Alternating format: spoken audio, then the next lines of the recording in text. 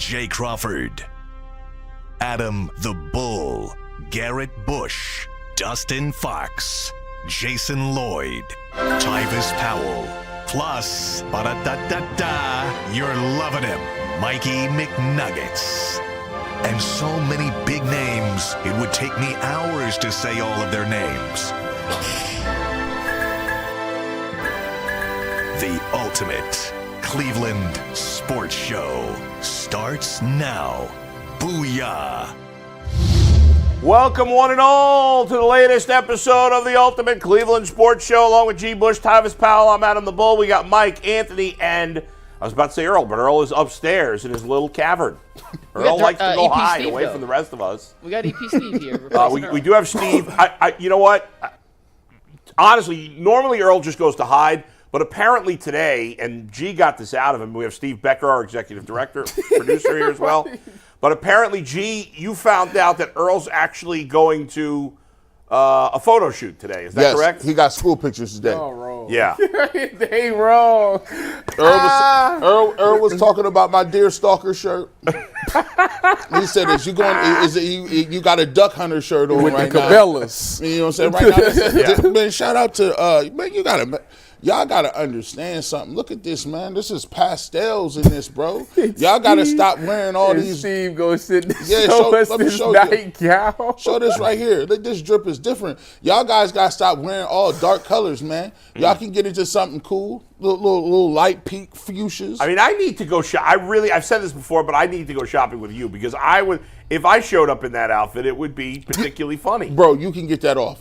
Listen, Right. Why would you Where do you buy this? See, Where do you get this? This is Shout the out- problem with friends nowadays. Shout out to, listen, y'all gonna give me a deal one day. Yeah. Y'all gonna, either it's now or later. Yeah. If you mess with me later, the price go up. Listen, shout out to Fashion Nova right here, man. This is an affordable outfit for men. $30? Man, get this Is for that free. online? You go to the store. Fashion Nova, man, you go That's right online. to it's online. You know what I'm saying? You know how women's clothes is like, It's usually for girls, but they got a men's department. men's line. And Tyvis, you're saying I can't get this off. No.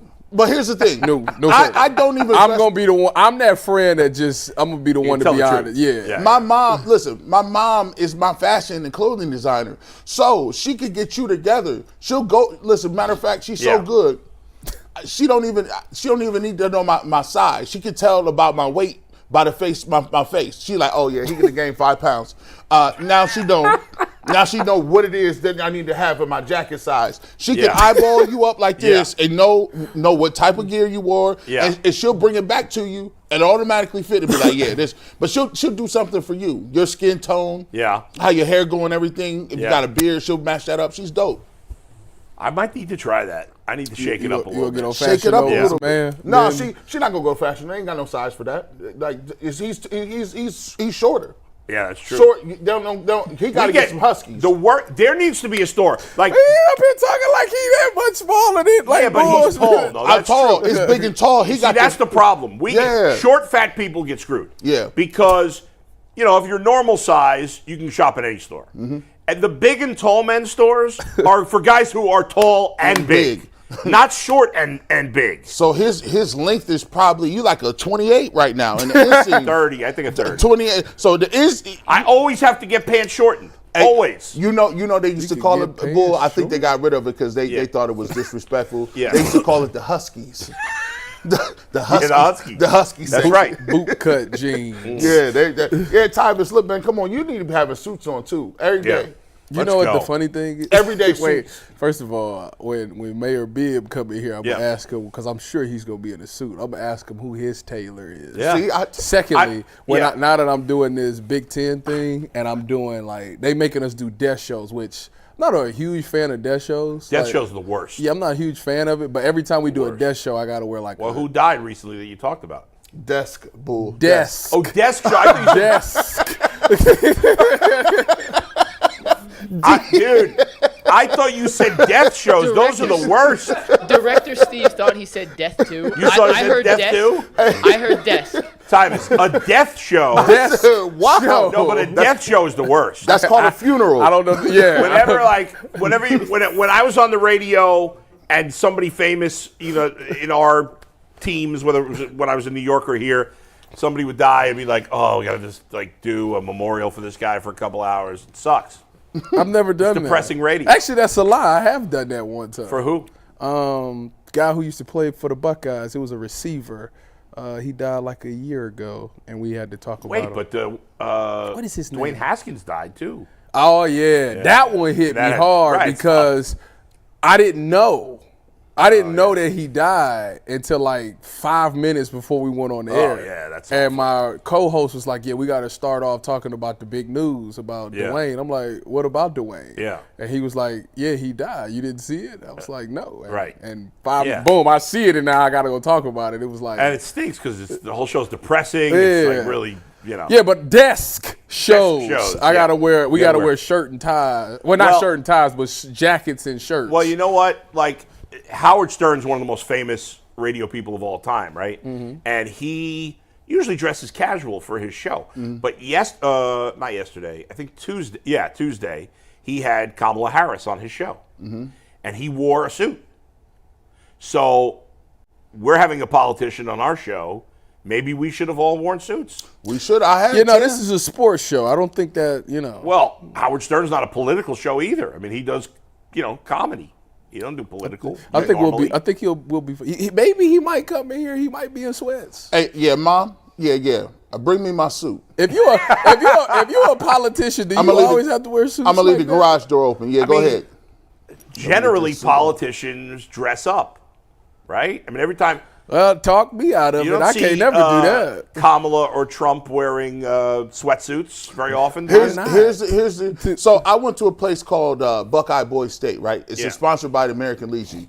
And so basically what you do is a simulated government. It's really prestigious. They do it at Bowling, they had it at Bowling Green. So basically you have to go there, and for a week you try out for different places, right? So I was in the Senate at Buckeye Boys State. So you vote on it, everything is a simulated government. That's cool. And they teach you that you are only allowed to wear a few colors of tie.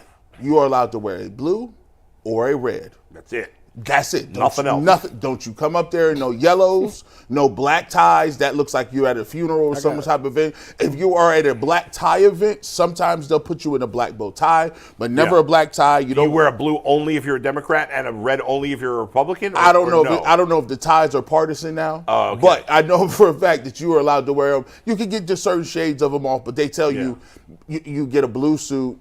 They have got to be buttoned up. Got to be they teach you how to get that off. All right, let's move on from dressing and politics to sports. Of course, we're gonna get to a lot of Brown stuff.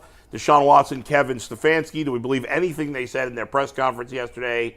We have fence riders coming up today. We've got Zach Berman from Philly. He's going to give us a little preview of the Eagles, a team like the Browns. Well, they're playing better than the Browns. I mean, anybody is, but they're not playing great either. And that's all coming up. But, of course, we're going to start with the Guardians and their brutal loss in Game 3 yesterday. But first, Mike's going to have something for us.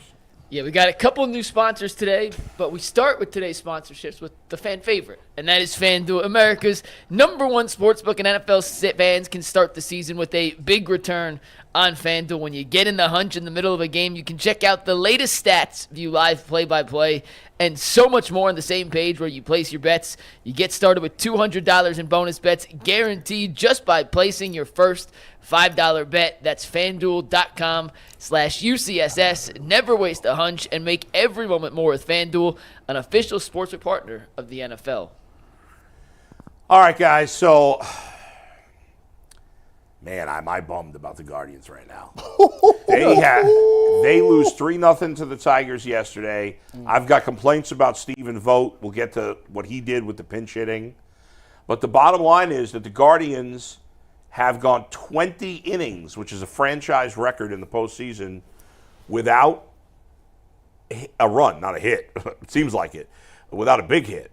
20 innings. In fact, in the last 20 innings, the Guardians have one hit with a runner in scoring position. That was Stephen Kwan in Game 2, but they didn't score on that play. They held the runner at third. That is the only hit they've had with a runner in scoring position. No runs scored for 20 innings. 2 runs scored since the 5-run first inning in the, 25 innings since that first inning.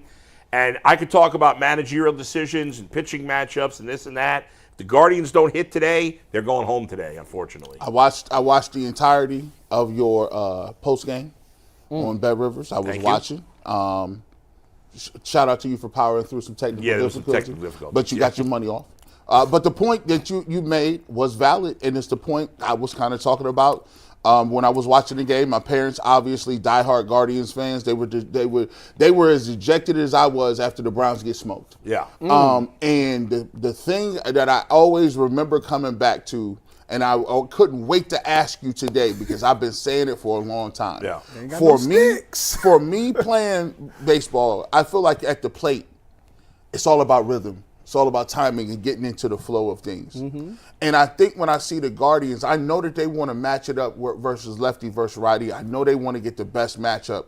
But I just always felt that they put themselves at a little bit of a disadvantage when you are coming off the bench and you're pitch hitting and you're thrown in the game cold and you got to come up there and deliver in these big spots. I would almost rather say, look, I know you don't traditionally hit Royal versus lefties, or you don't traditionally hit Royals versus righties, but what I want to do is I'm going to pick a guy and say I'm going to give you 4 at-bats. And maybe you might look silly the first time, or maybe you might not be seeing the ball well, but at least you get 4 opportunities to lock in and get that rhythm up there, because it almost seems like when the way they mix it in lefty-righty, bring in Will Brennan and Manzardo is up and then he's down, and John Kizzy Noel is up and he's down. Like, I would rather give them a hack at 4 times at the plate and just live with it. But it looked like they have no chance at the plate when people are pinch hitting and coming in. Is that just me, or it just feels like they're at a disadvantage by doing that, especially with younger players? I think there's certainly an argument to be made for that. My counter to that would be Kerry Carpenter of the Tigers has been their best player this year, and he only plays against righties. He doesn't hit against lefties. And different players react to these things different ways. Yes, there probably are some guys, and maybe some of the Guardians guys fit into this category, that they'd be better if they played. And I would personally like to see Kyle Manzardo play. Kyle Manzardo's only had 20 plate appearances in the majors against lefties. We don't know if he can hit lefties or not because he's barely had a chance. Plus, he's your best prospect. If he's your best prospect, well, I assume you think he can hit lefties. Otherwise, he wouldn't be your best prospect. So I would have him play pretty much every day. The tricky thing is that David Fry right now can't play anywhere besides DH, and you're not going to sit Josh Naylor, and Fry has been good against lefties. Yeah. It's tough. It's a long time ago, but the 86 Mets, one of the greatest teams I've ever seen, they had 2 platoons at second base and center field. And all those guys. But the problem is with the Guardians platoons, and we'll see long term.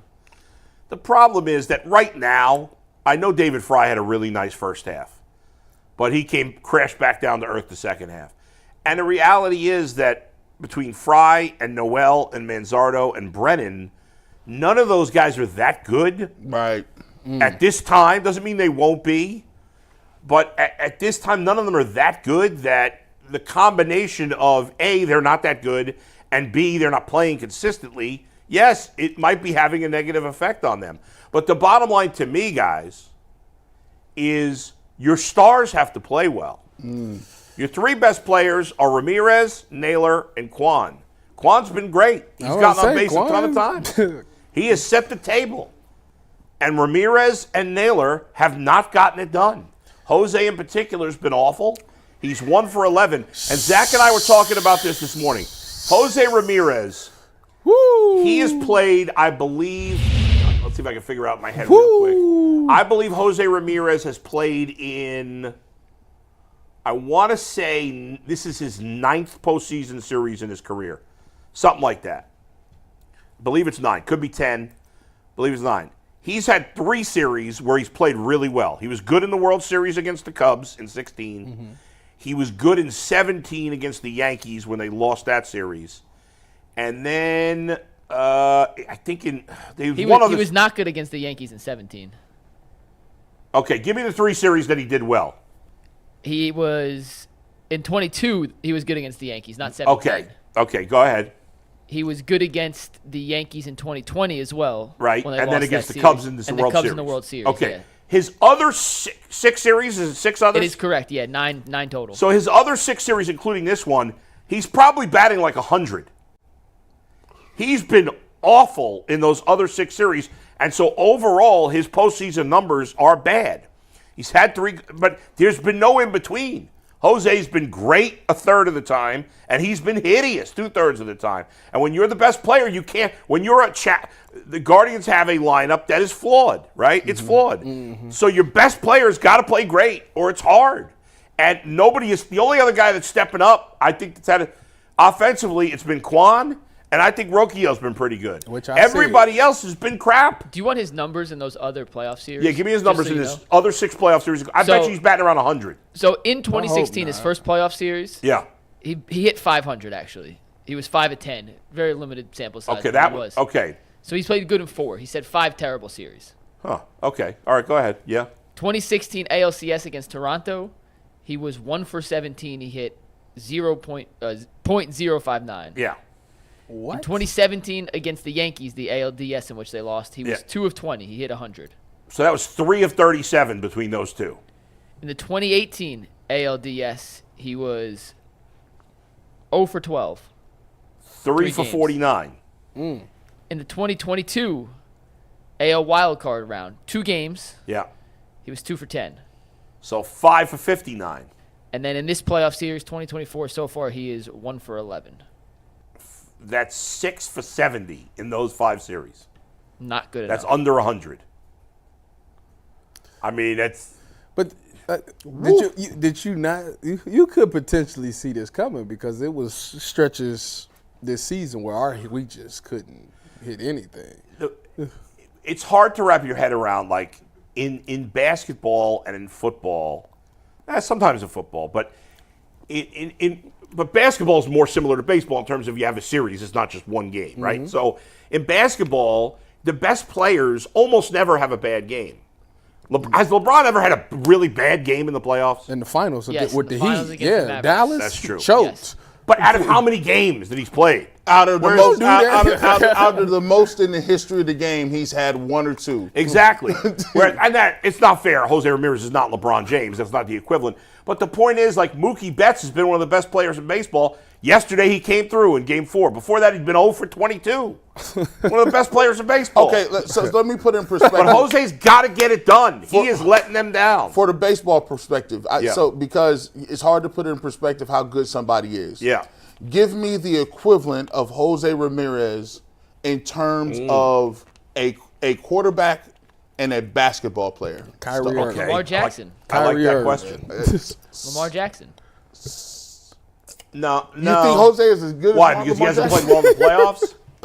Compare. Yeah, he's had a couple of good playoff series. Lamar's had 8. Yeah, but he hasn't been an MVP. MVP. He ain't been on MVP. Oh, you say in total, not just their Yeah, playoffs. yeah, Oh, over. okay. Yeah. So what would you describe if you said Jose Ramirez? This sounds like SATs. Jose Ramirez is to blank in basketball, and he is to blank in football. I have one, but you may say he's too good in basketball. All right, who? James Harden.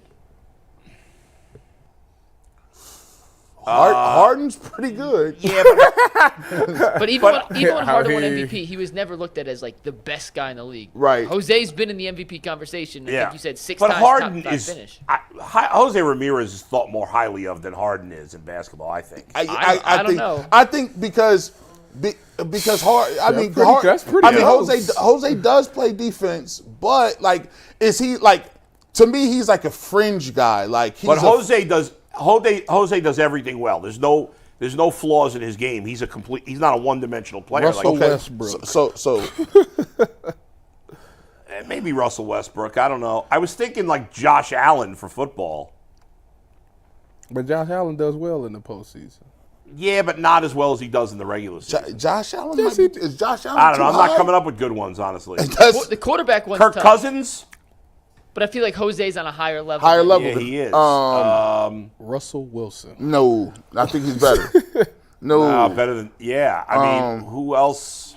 I like the James. I the more guess think about it, Lamar I like the Jackson and Harden James one. Harden are the best. Even though he hasn't won an MVP, I guess those would be the best comparisons. those are pretty. Those are Dak Prescott. That might be it. Dak's a good one for the quarterback. I like Dak as the quarterback. That's a good one. That's a good job out of you. That's Travis. a good one, man. That's good. Jose's probably a little higher on the pedigree. Yeah. The Yeah, I good. like that one. Now, if I get a basketball player, what can we go with? All right, what can we go with? Oh boy, how about Jaylen Brown? Well, Brown's won. He could be Donovan Mitchell. Donovan Mitchell is not a bad comparison. That is not a bad. But what about Drew That's Holiday? actually not a bad one. Drew Holiday. Well, Drew No, Holiday. Drew's a role guy though. Because I'm thinking like it's got to be because Jose Ramirez is in this. He's a second-tier superstar. I know who it is. He's not in the group with Otani and Judge. Donovan might be a really good answer. In all This honesty. is Donovan's a really good this answer. a better one. Go ahead. Perfect. Jalen Brunson.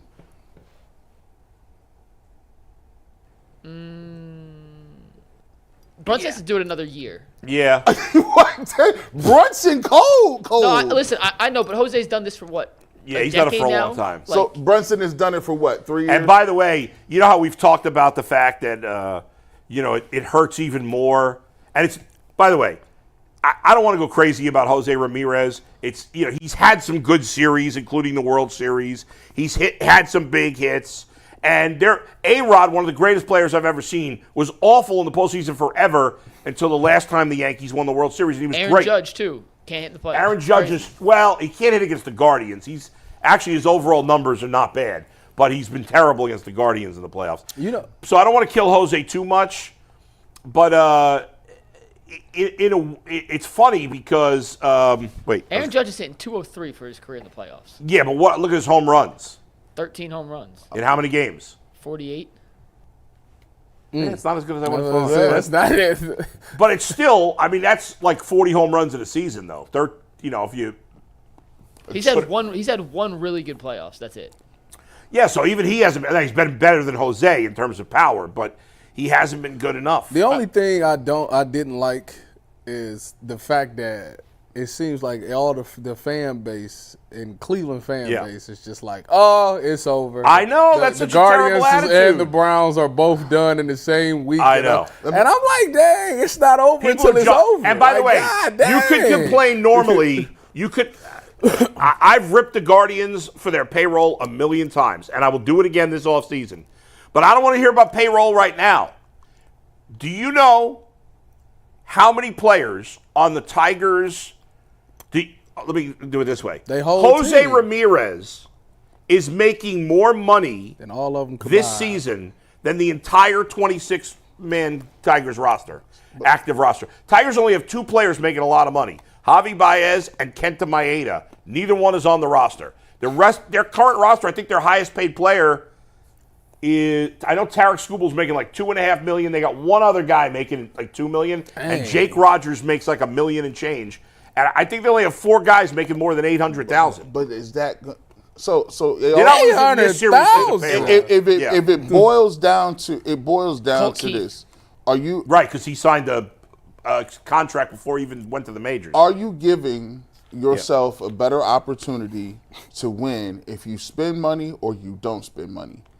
Like, look, I agree, G, but that's not the excuse for this series. Is all I'm saying. Well, no, here for me, I look the tenets of Project Stockpile are this: when you think you've bought enough, go get 2 more. The Guardians don't buy enough, and it's a fair criticism overall. It's not an excuse for losing the series. Is what I'm saying. Well, I can say that. Look, if you look at their lineup, right, and this is another thing I wanted to talk about. If you go watch yourself, if you pull Bull out and you were just looking at not the Guardians, but in baseball in general, if you was having a general Bull conversation about baseball, and you said, let's take a look at the lineups, right? Mm-hmm. See, Bull, I already know. I got my crystal ball. Josh Naylor is okay.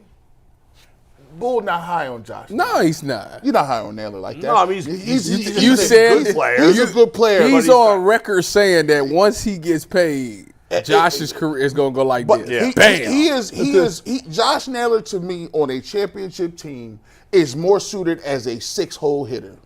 Because if you get something from him at 6, clap it up. Right. But here's the thing. the reason I thought they'd go to the World Series is because I feel the same way about the Royals lineup, and I think the Tigers lineup is worse than the Guardians. The Yankees lineup is flawed too. Now they got 2 superstars. The Guardians only have 1 superstar, but I thought the Guardians bullpen would be the difference. And I'm not counting this series out. I think the Guardians are going to win today, and I think they can beat Tarek Skubal. It's going to be hard. I know that. By the way, the last time the Guardians won an elimination game, so a game where they could be eliminated, they have lost, I believe, 11 in a row. Jeez. The last time they won an elimination game was against the Yankees in 1997. So it's been almost 30 years.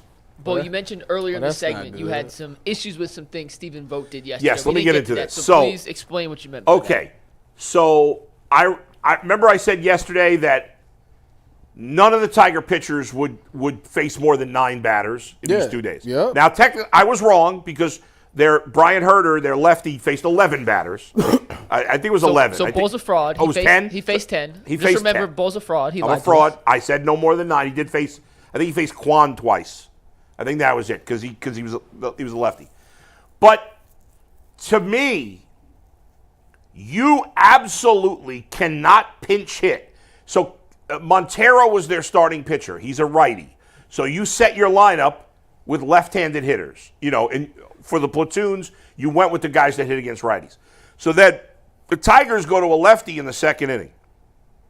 And they pinch hit for Will Brennan before he's even come to the plate, which I don't know that I've ever seen that outside of an injury. I don't know that I've ever seen that before. So to me, and Stephen Vogt said after the game, well, they knew that Montero wasn't going to be in there long and they were going to bring in Herter. So even beyond the pinch hitting, which I didn't like, and his argument was, well, we had a chance to score there. It was first and second, 1 out. Okay, I could buy that argument to some degree. But if you knew, as you claim you did, that Montero wasn't going to be in for long, and you should have known that because that's what the Tigers have done all season, is have their starter pitch 1 inning, maybe 1 inning change, and then they go to a pitcher that throws a different way as the starter. If you knew that, then why did you have Will Brennan in the lineup in the first place? Mm-hmm. Why didn't you just start John Kenzie Noel? And here's the reason why. The Guardians should start their right-handed platoon guys, which are Fry and John Kenzie Noel, in every game. The reason is because you need the lefties in this series. You need Manzardo and you need Brennan when? Late in the game in a big spot. Why? Who are the Tigers' most trusted relief pitchers right now that A.J. Hinch goes to in big spots? Will Vest and Bo Brisky.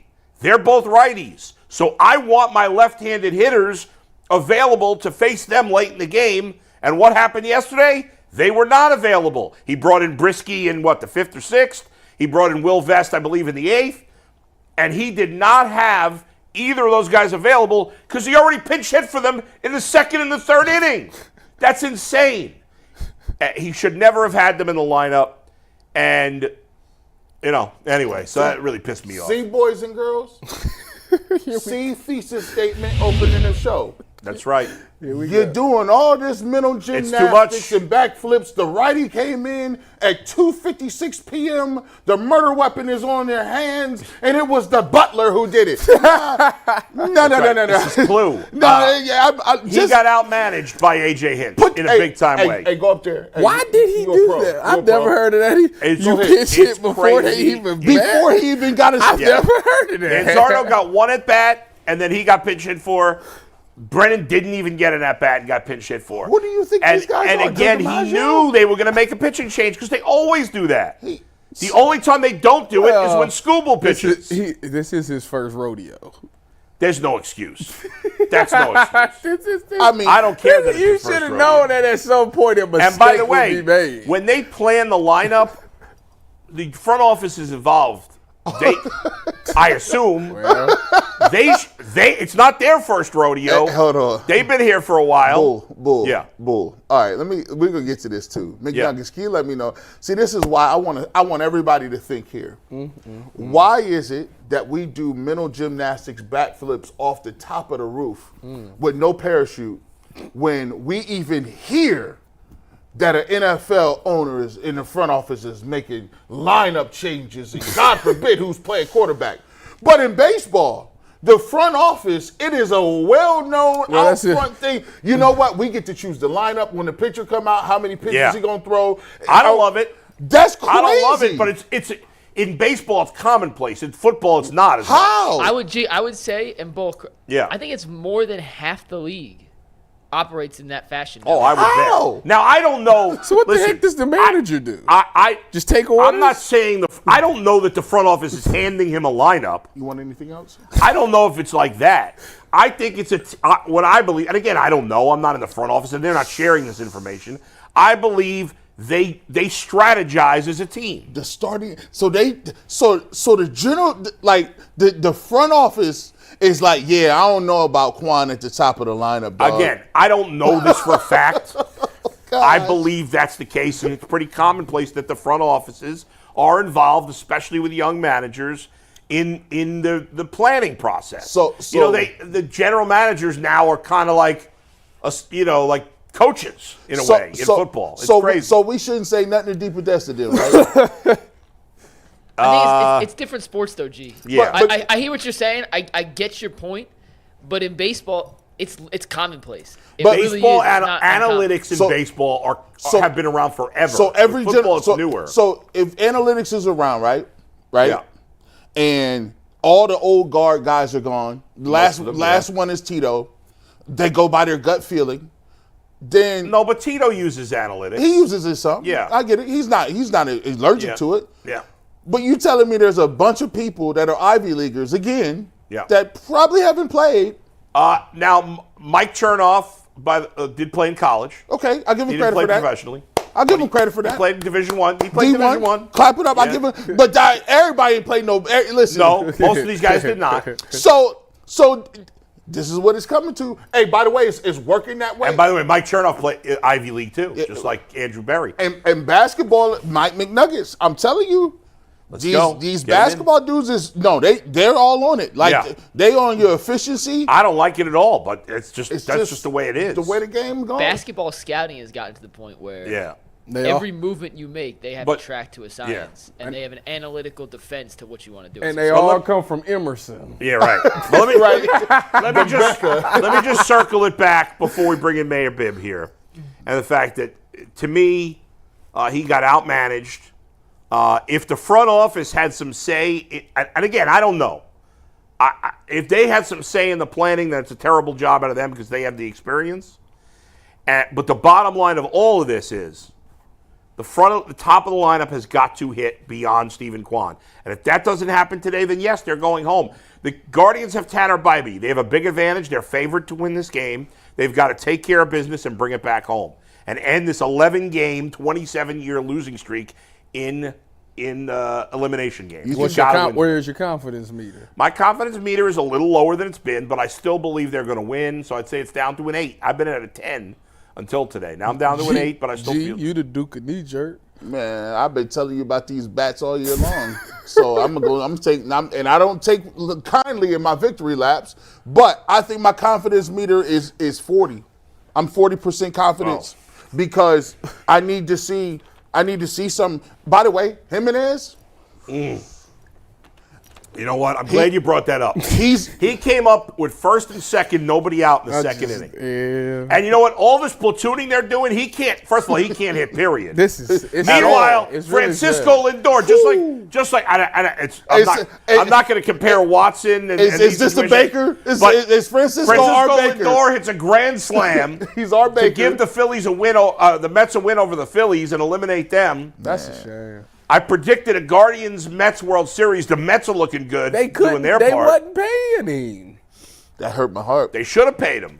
And by the way, 2 years ago, everybody embarrassed themselves here saying Andres Jimenez is better than Francisco Lindor. Whoa. A lot of people were saying, I never said that. I'm about to say, where's Jason Lloyd? Jason Lloyd definitely Jason said Lloyd, that. you're around here somewhere. Andres Jimenez, he's too good of a hitter. Andres Jason Jimenez said that for is sure. nowhere close to Francisco Lindor. Guardians ownership dropped the ball. They should have never made that trade. They should have paid Francisco Lindor. Defensively, Well, I don't care about defensively. Francisco Lindor can hit, and Andres Jimenez can't. And by the way, and we'll bring in Mayor Bibb, and I'm screaming and yelling, so I'll calm down here in a minute.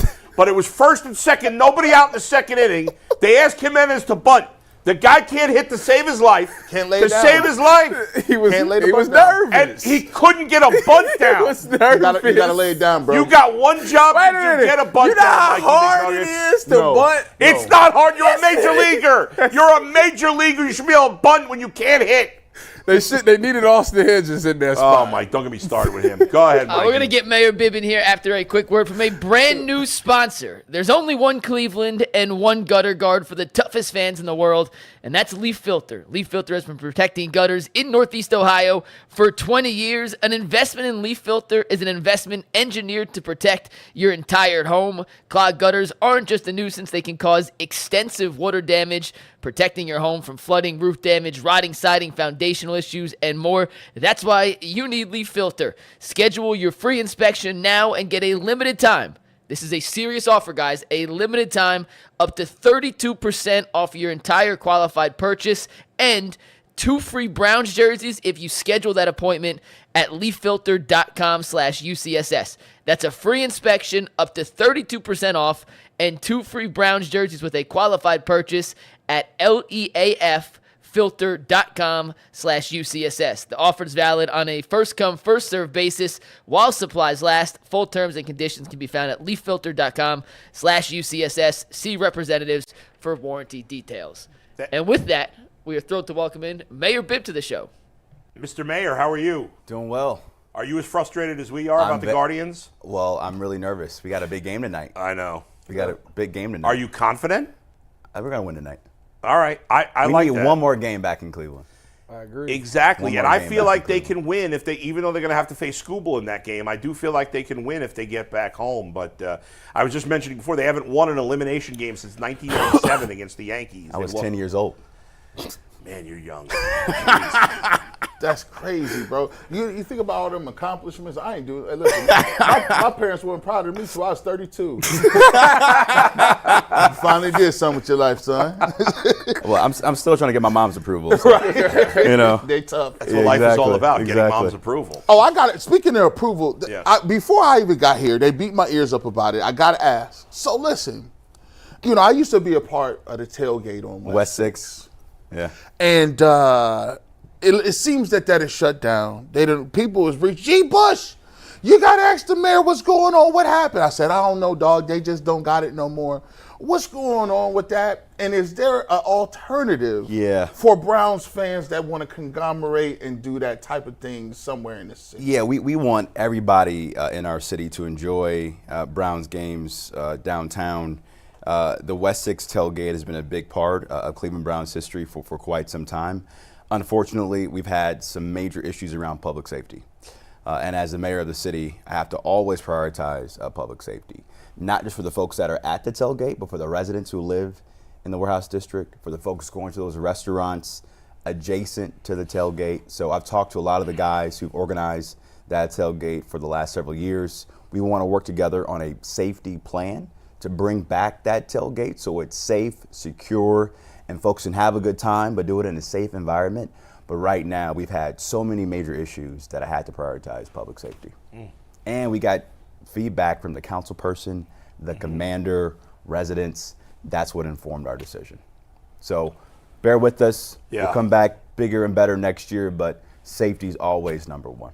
It has to be. Mayor Bibb, what's going on with the Browns, man? I know none of us sitting here thought that we would be in this position. I thought we'd be 5-0 right now. Did you really? What has happened in your eyes when you watch it? Yeah. What have you seen? We've seen minor glimpses of that magic we had last year, but I think the biggest issue has been a lack of identity. We don't have a real identity. Nope. And we need to find that identity. Hopefully we can do it against the Eagles. Jalen Hurts a beast. That's going to be a tough game this Sunday, but we have to find a way to build that identity, get a win, and hopefully we can have a better course over the next couple of weeks. Do you play fantasy football? I don't have time for fantasy football, man. You do not? No.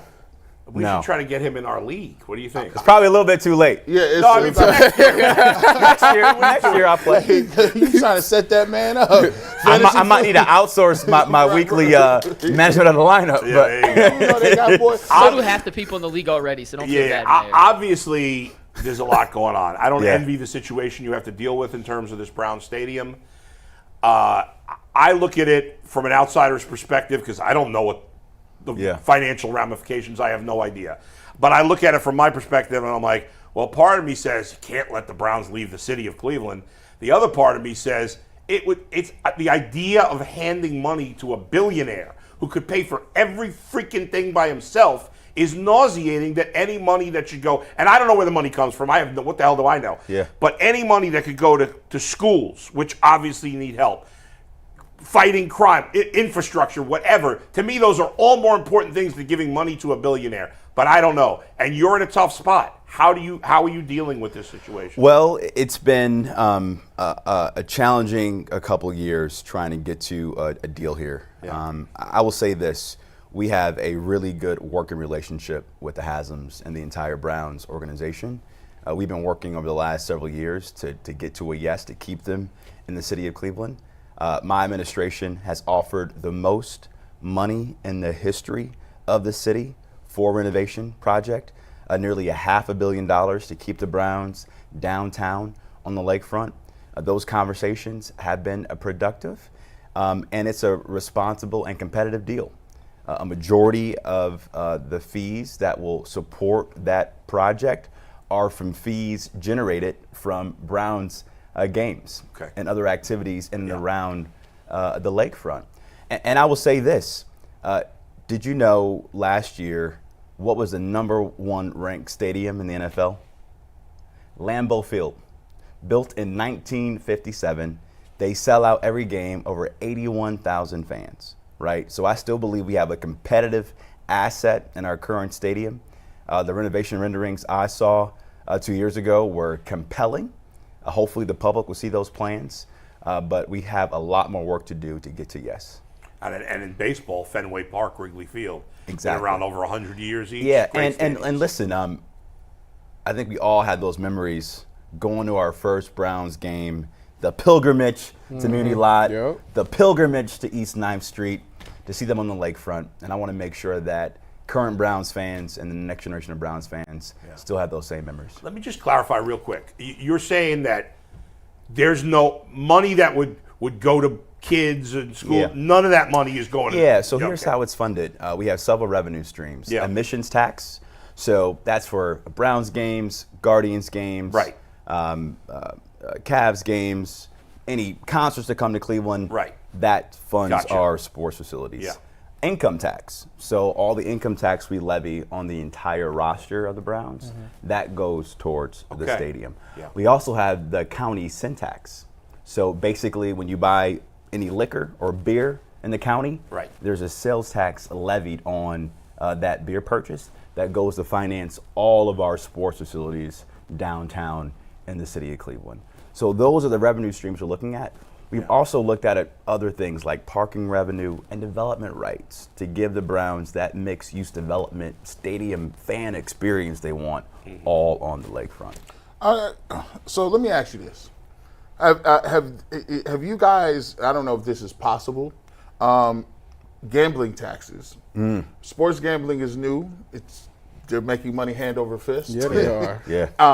Is Marijuana too. Is that something that is available, or would that have to go on the ballot and Yeah. people would have to vote on? Is that We'd something have that to can be- work with the governor and the legislature to get access to that revenue. But this is going to be a big issue for the state long term. Not only do we have Browns, Guardians, Cavs, we got the Bengals, Blue Jackets, the Crew. So we're going to need further state support to find ways to finance all these facilities because they are major drivers for our economy. But I have finite resources at City Hall as the mayor. We are still the second poorest big city in the country. And while we're trying to keep a roof on the Browns stadium, I want to make sure Clevelanders have a roof on their head too. You're right. And all those things, don't need to be mutually exclusive, but we need to have the right partnership between the public and private sector to finance these facilities long term. Well, let me ask you about the Cavs. Let's transition Yeah. a little bit about the Cavs. Did you get a chance to see them in their first preseason game? I saw some highlights. I mean, Evan Mobley looked pretty strong. That's what I said I mean, too. You know, and the 3-ball looks a lot better on him this year. You know, I'm hearing that the reason why they kept the core 4 together was because Coach Atkinson really knows how to let those guys play, right? And I think he's a player's coach, and so I believe you're going to see a whole different level of energy, swag, looseness out on the court from our Cavs this year. I'm really excited about Cavs basketball season. Me too, man. Yeah. I already predicted that they're winning it all this year. They're I know winning it all? I know they lost to I the think Bulls. if the core 4 Yeah. were all healthy, I think we give Boston a run for their money.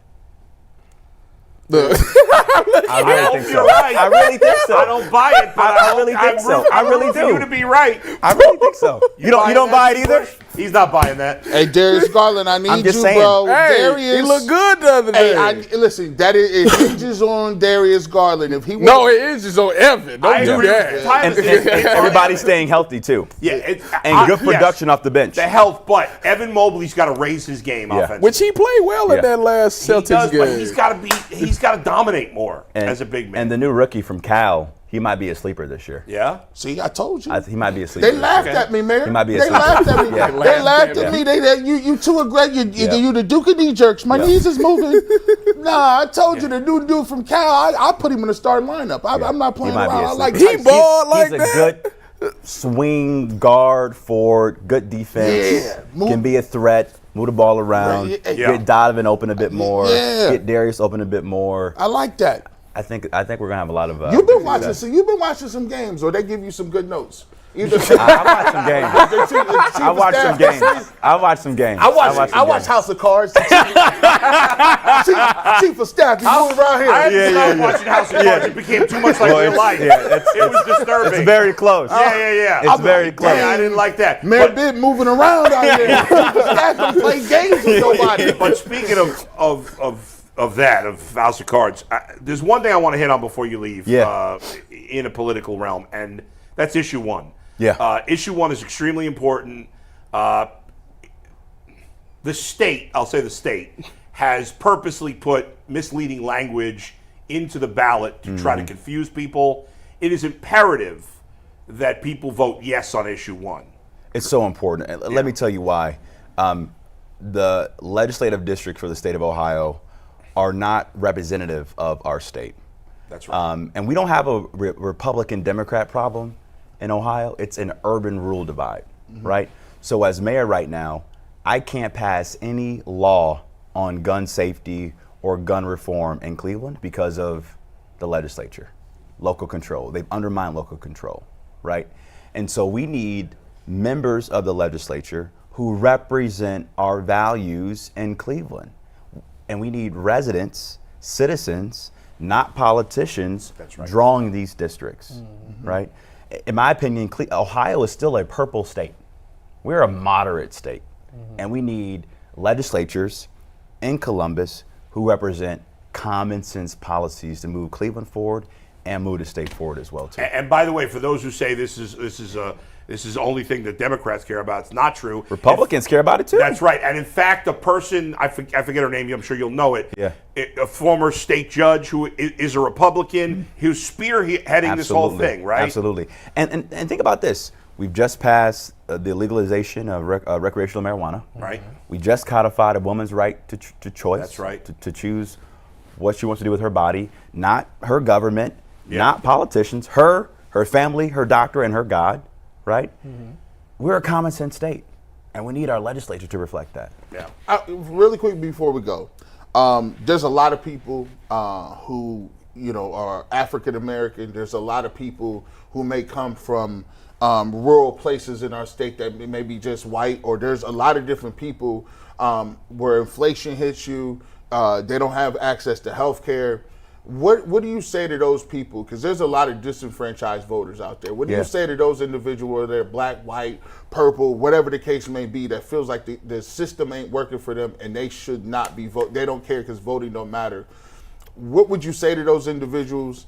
And then what can you say in terms of giving them information of where they can go vote, times, places, because it's coming up? Well, number one, we can complain all day. You can complain about the quality of your streets, the quality of your health care, the quality of public safety, the quality of the economy, the quality of your housing. But if you don't vote, then those complaints don't mean anything, because your vote gives you political power that you must exercise. And as a black man, too many people died for me to be able to vote, right? And so even if I wasn't the mayor, I would be talking about the importance of voting, because your voice and your political power matters. So go to your local board of elections. Early voting has already started this week. If you want to see change in Cleveland, change in this state, change in this country, exercise your fundamental God-given right to be a part of the political process, because democracy is not a spectator sport. That's right. That's right. And right now, in the state of, I believe in Michigan, there's in terms of mail-in ballots or drop-off ballots, I think in Michigan there's one for, it depends on how many people are in each county. And in Ohio, there's only one per county. So Cuyahoga County, which is a massive county, downtown. only has one, right? Yeah. And it's in downtown Cleveland. But that's crazy. That's insane. why we need to vote for common sense people, That's Democrats, Republicans, Independents, Yes. to be a part of the political process. And as a mayor, Yeah. I don't have the luxury to be partisan. People want to see progress. They want me Yes. to get shit done. Yes. Right? Yes. You know, potholes don't have there's no Democratic way to fix pothole and a Republican way to create a job. Yeah. They want the pothole fixed. Yes. Right? We need politicians that want to work for everyone. And we Exactly. couldn't even get to my question. I've been seeing, it breaks my heart more and more. We're starting to see people, when I come off the highway here, homeless. Yeah. People in the tents. People It's right up the street. right up to I know, and it's very for me sad. it breaks my heart, and what are some things that the city is doing and trying to do to do something about the homeless population? We've already this year we've housed nearly 60 people in permanent housing, got them off the streets, out of tents, in real homes already right now. And so it's part of our initiative called A Home for Every Neighbor. I put nearly $4 million of investment around this issue, because I don't want to see anybody in our city living in a tent.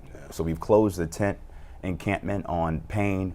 We've closed the one on Carnegie. We closed the one in West Park at the RTA Rapid Stop. We're closing as many encampments as we can and getting those folks into homes so they can have dignity and hope and a second chance of being a part of our community.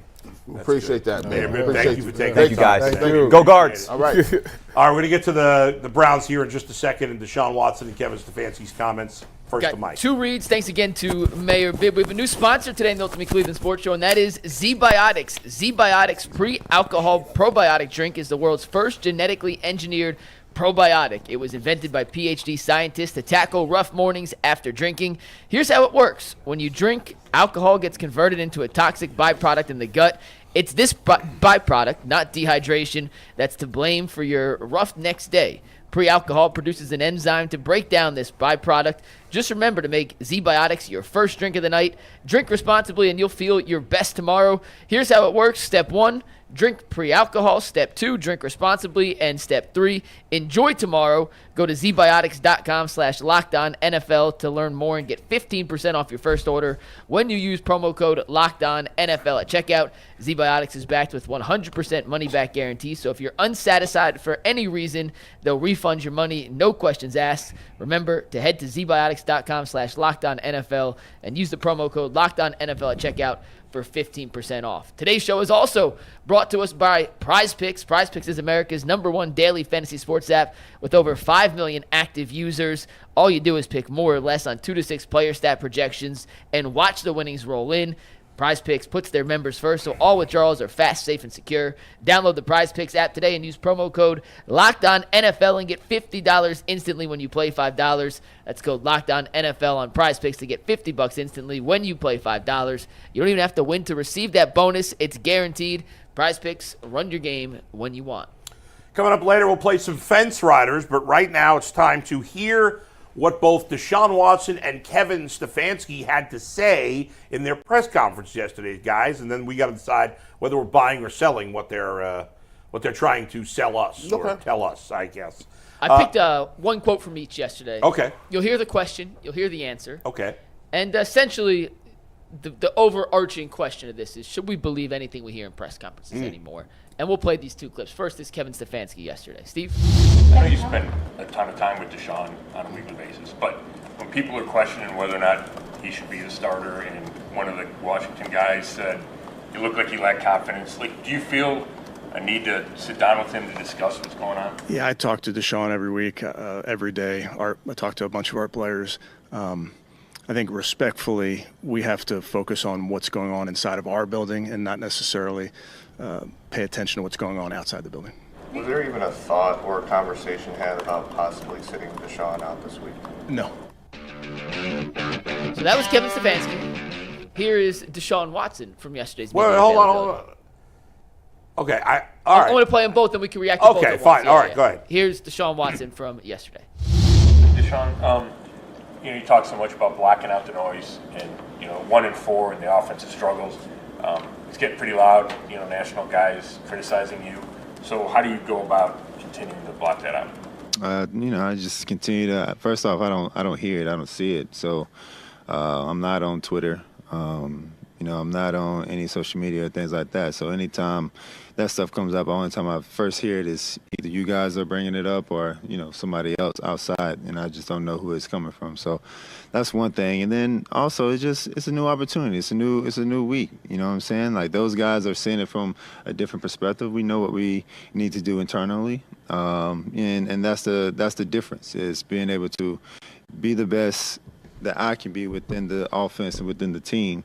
And knowing that the guys and the coaches in this locker room knowing exactly what I'm doing with my job. And, sometimes it goes our way, sometimes it doesn't. So, for the outside people in the media, it might be loud. But for myself, I got to make sure I'm locked in and trying to do whatever I can to get all of us on the same page to play winning football. All right, guys. You're buying, selling. Should we believe anything we hear anymore? Well, I mean, listen, we all know that in press conferences, you're not going to get the full truth from anybody. Deshaun Watson, Kevin Stefanski, anybody. I don't know. George Pickens talking today. Something about he don't care nothing about buying no reps back. So buying reps? Yeah, it's a thing with him right now. Oh, okay. I don't know how long he'll be there, but go ahead. Gotcha. No, what I was going to say about Stefanski, and really both of them, is yes, they shouldn't care about what's being said on the outside, because that stuff doesn't matter. You talked about this yesterday, G, when you said, like, Instagram, like, nobody should care what Deshaun Watson is doing on Instagram. And you're right. It shouldn't matter. We all react to everything these days, right? Mm-hmm. But ultimately, it doesn't really matter what he's doing on Instagram. And the same thing here. Just because everybody seems to be piling on Deshaun Watson now, that really doesn't matter. All that matters is what he thinks, what Coach Stefanski thinks, and anybody involved in the decision-making process.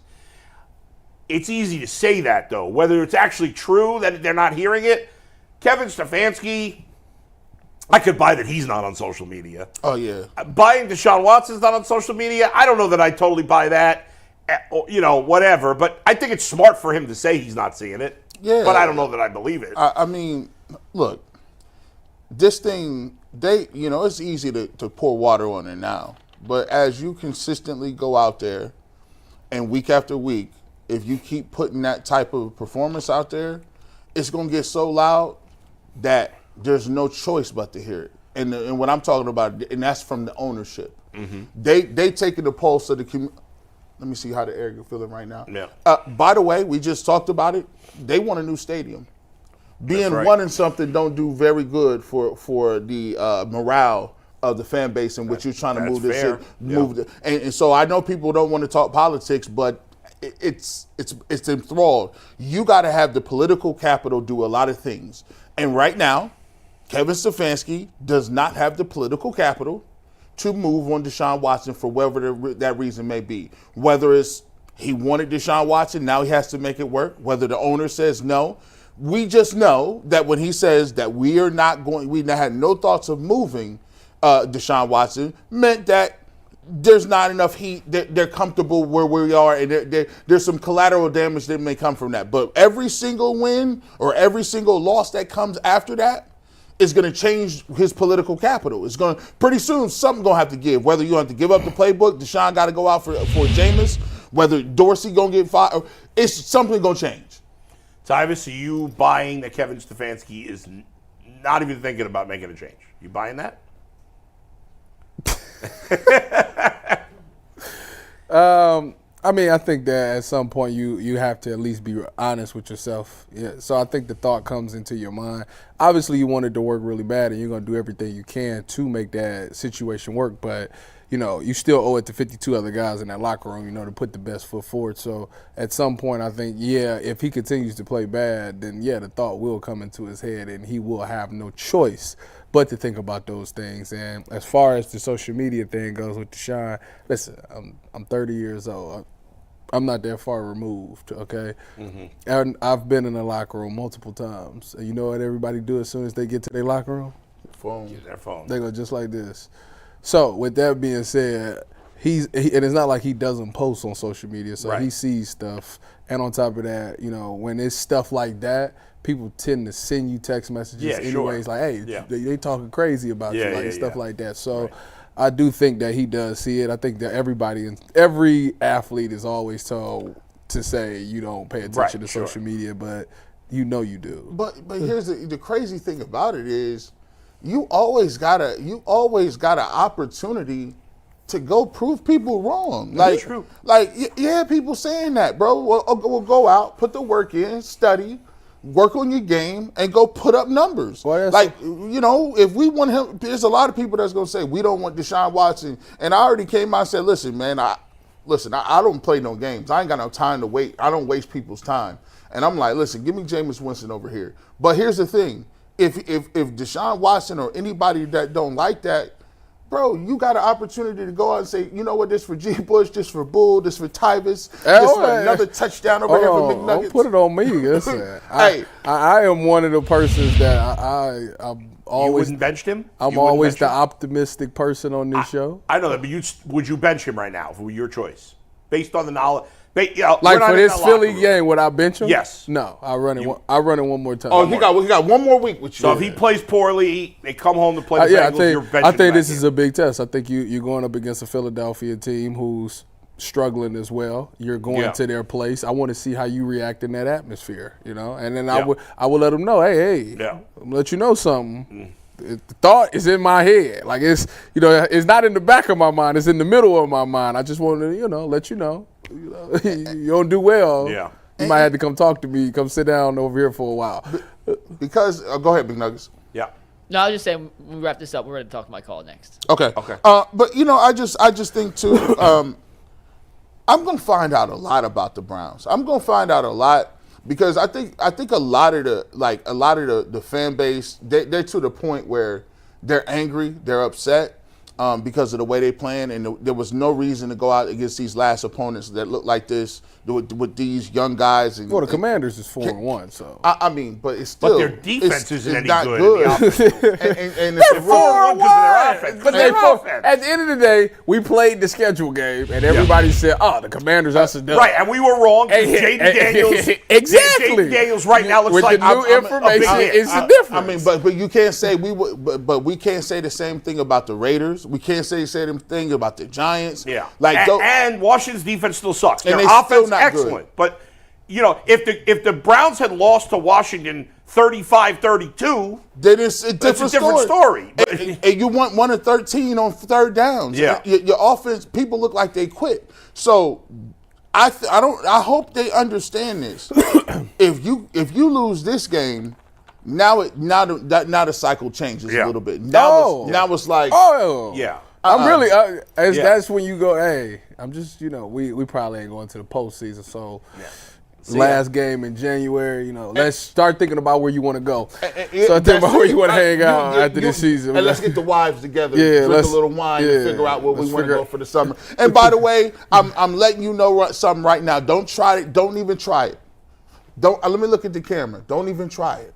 If you feel like This is going to be a Deshaun Watson scapegoat season, and he's gone, and they're going to run it back. I'm going to tell you something right now. Stop it. You're setting it up. I see a lot of you media dudes tap dancing. They're making that electric slide to the left from Blame. Blame is over there. Slide to the left. Damn. 2 hop this time. So they're going to put it all on Deshaun? And you can't hop. He will not. Listen, Kevin Stefanski, I'm telling you this right now. The owner begrudgingly gave him a contract extension. We don't even know the terms of it. But let me know you something. You think you're going to go 2 and something? And you're just going to, it was Watson? No. The front office is going to be like, yeah, because you missed, because by the way, we still got to figure this out. Who's going to be the next quarterback if you got a draft for him? Thank you. And we ain't did well in the draft process. Do you trust them to just, because they gave him the info and said Baker wasn't the guy, right? So why you mad at G. Bush? Well, when you think about the offense, not that we want to spend much time, but 1 minute, Mike. You think about the offense in a snapshot real quick for next year.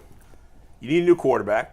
You need at least 1 wide receiver. 2. You need a new running back because I don't know if Nick Chubb's going to be back. Need a tackle. You need a left tackle, and you might need a right tackle. And a left guard. And you might need a whole new play caller. And maybe a left guard. You might need to go back to the old scheme. You know, and their draft record has been spotty. Well, speaking of draft record, yeah. This next guy we're going to talk about is on that draft record of Andrew Berry's. And we'll get to the Mike Hall situation after a quick word from FanDuel. Hey, NFL fans, you can start the season with a big return on FanDuel, America's #1 sportsbook. So when you get in a hunch in the middle of the game, you can check out the latest stats, view live play-by-play, and so much more on the same page where you place your bets. You'll get started with $200 in bonus bets guaranteed when you place your first $5 bet. That's at FanDuel.com/UCSS. Never waste a hunch and make every moment more with FanDuel, an official sportsbook partner of the NFL. Mike Hall Jr. was reactivated. He's eligible to play this week after serving his 5-game suspension for his domestic violence charge earlier this summer. Kevin Stefanski hasn't guaranteed he's going to play, but he practiced, and it's looking like he will play on Sunday. If, and obviously it's an if, he may not, but if Mike Hall plays, what do you expect from the Browns' second-round pick in his NFL debut? That's not good that we're all giggling.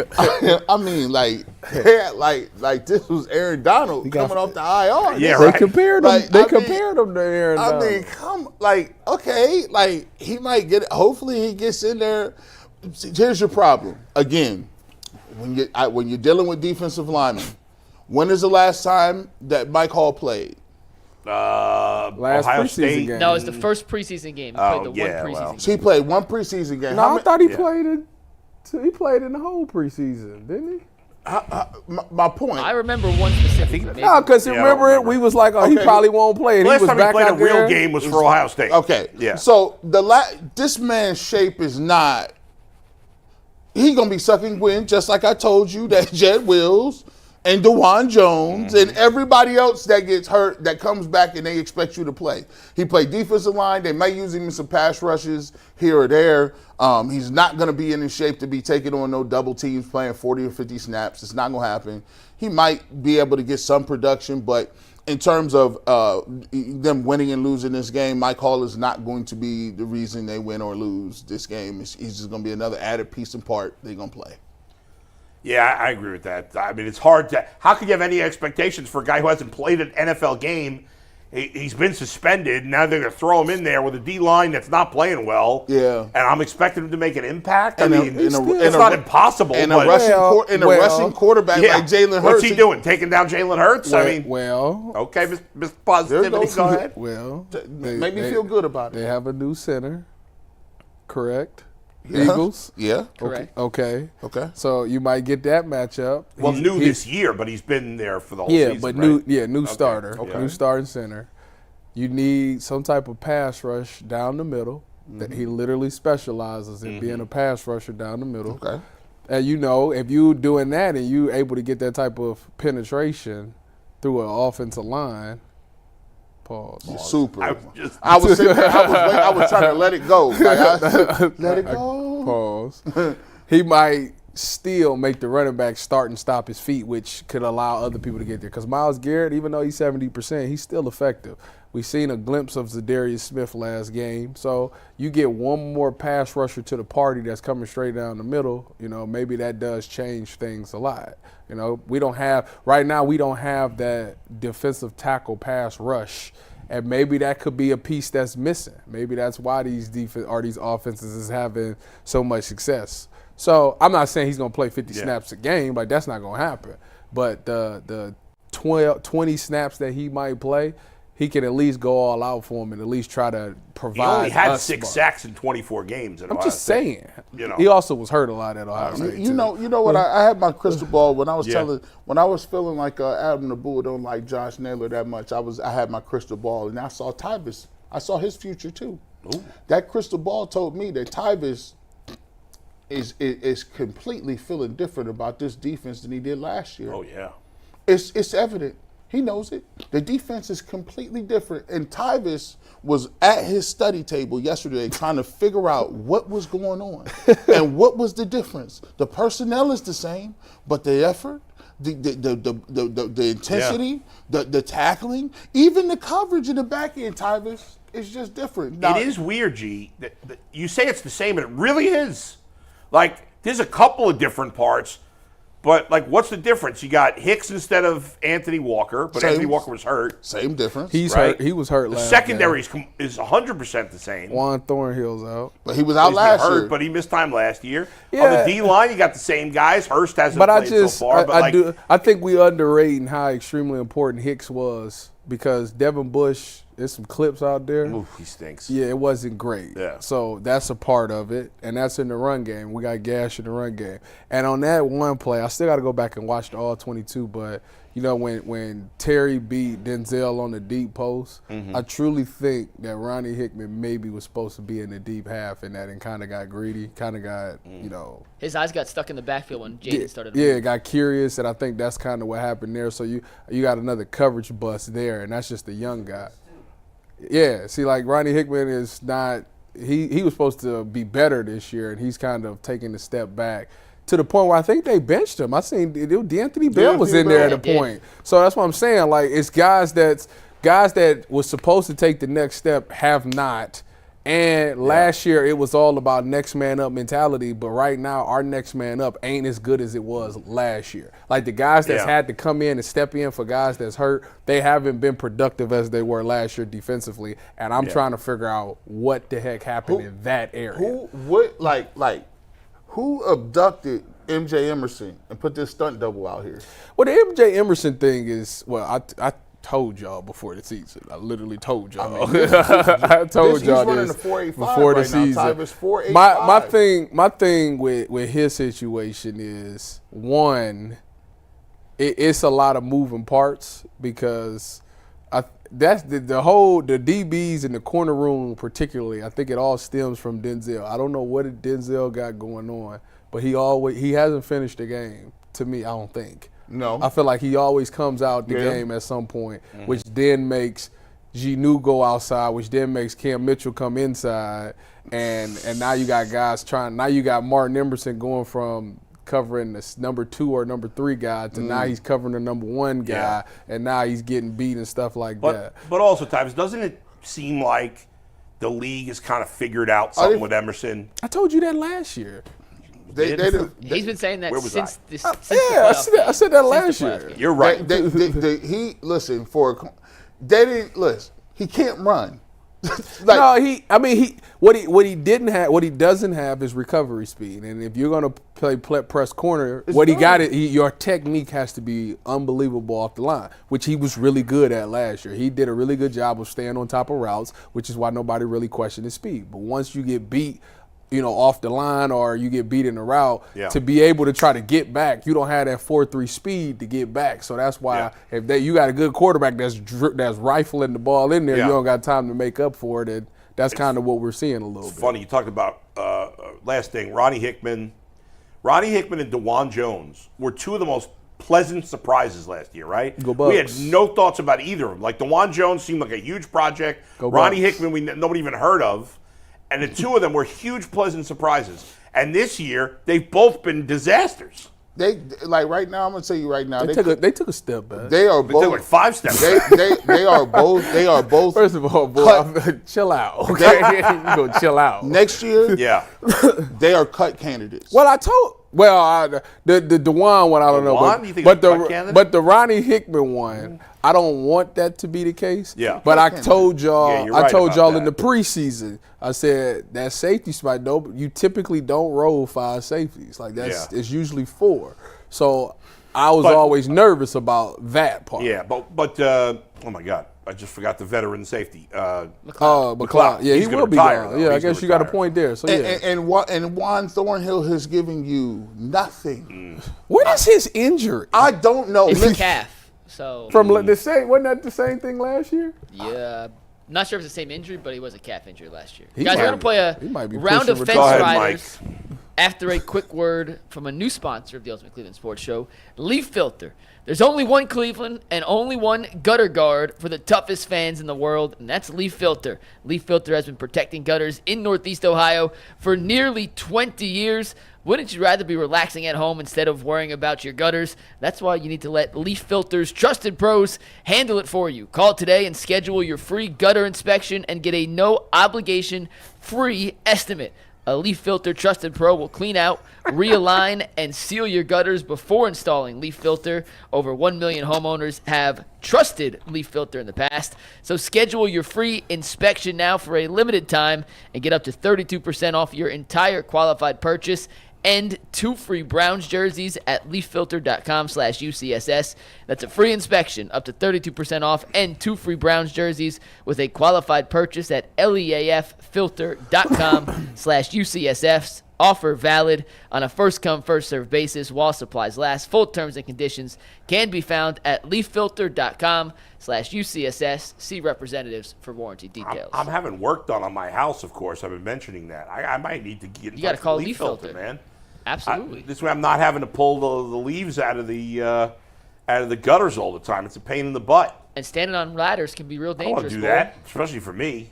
All right, Tough Leaf deal. Filter. I see you, Leaf Filter. Let's go. Leaffilter.com/UCSS. All right, guys, let's play a round of Yeah. no fence riders. Yes. Full Here we go. disclosure, I sent the questions out yesterday. G. Bush sent us his answers at 10:30 this morning, so we had to guess on his answers.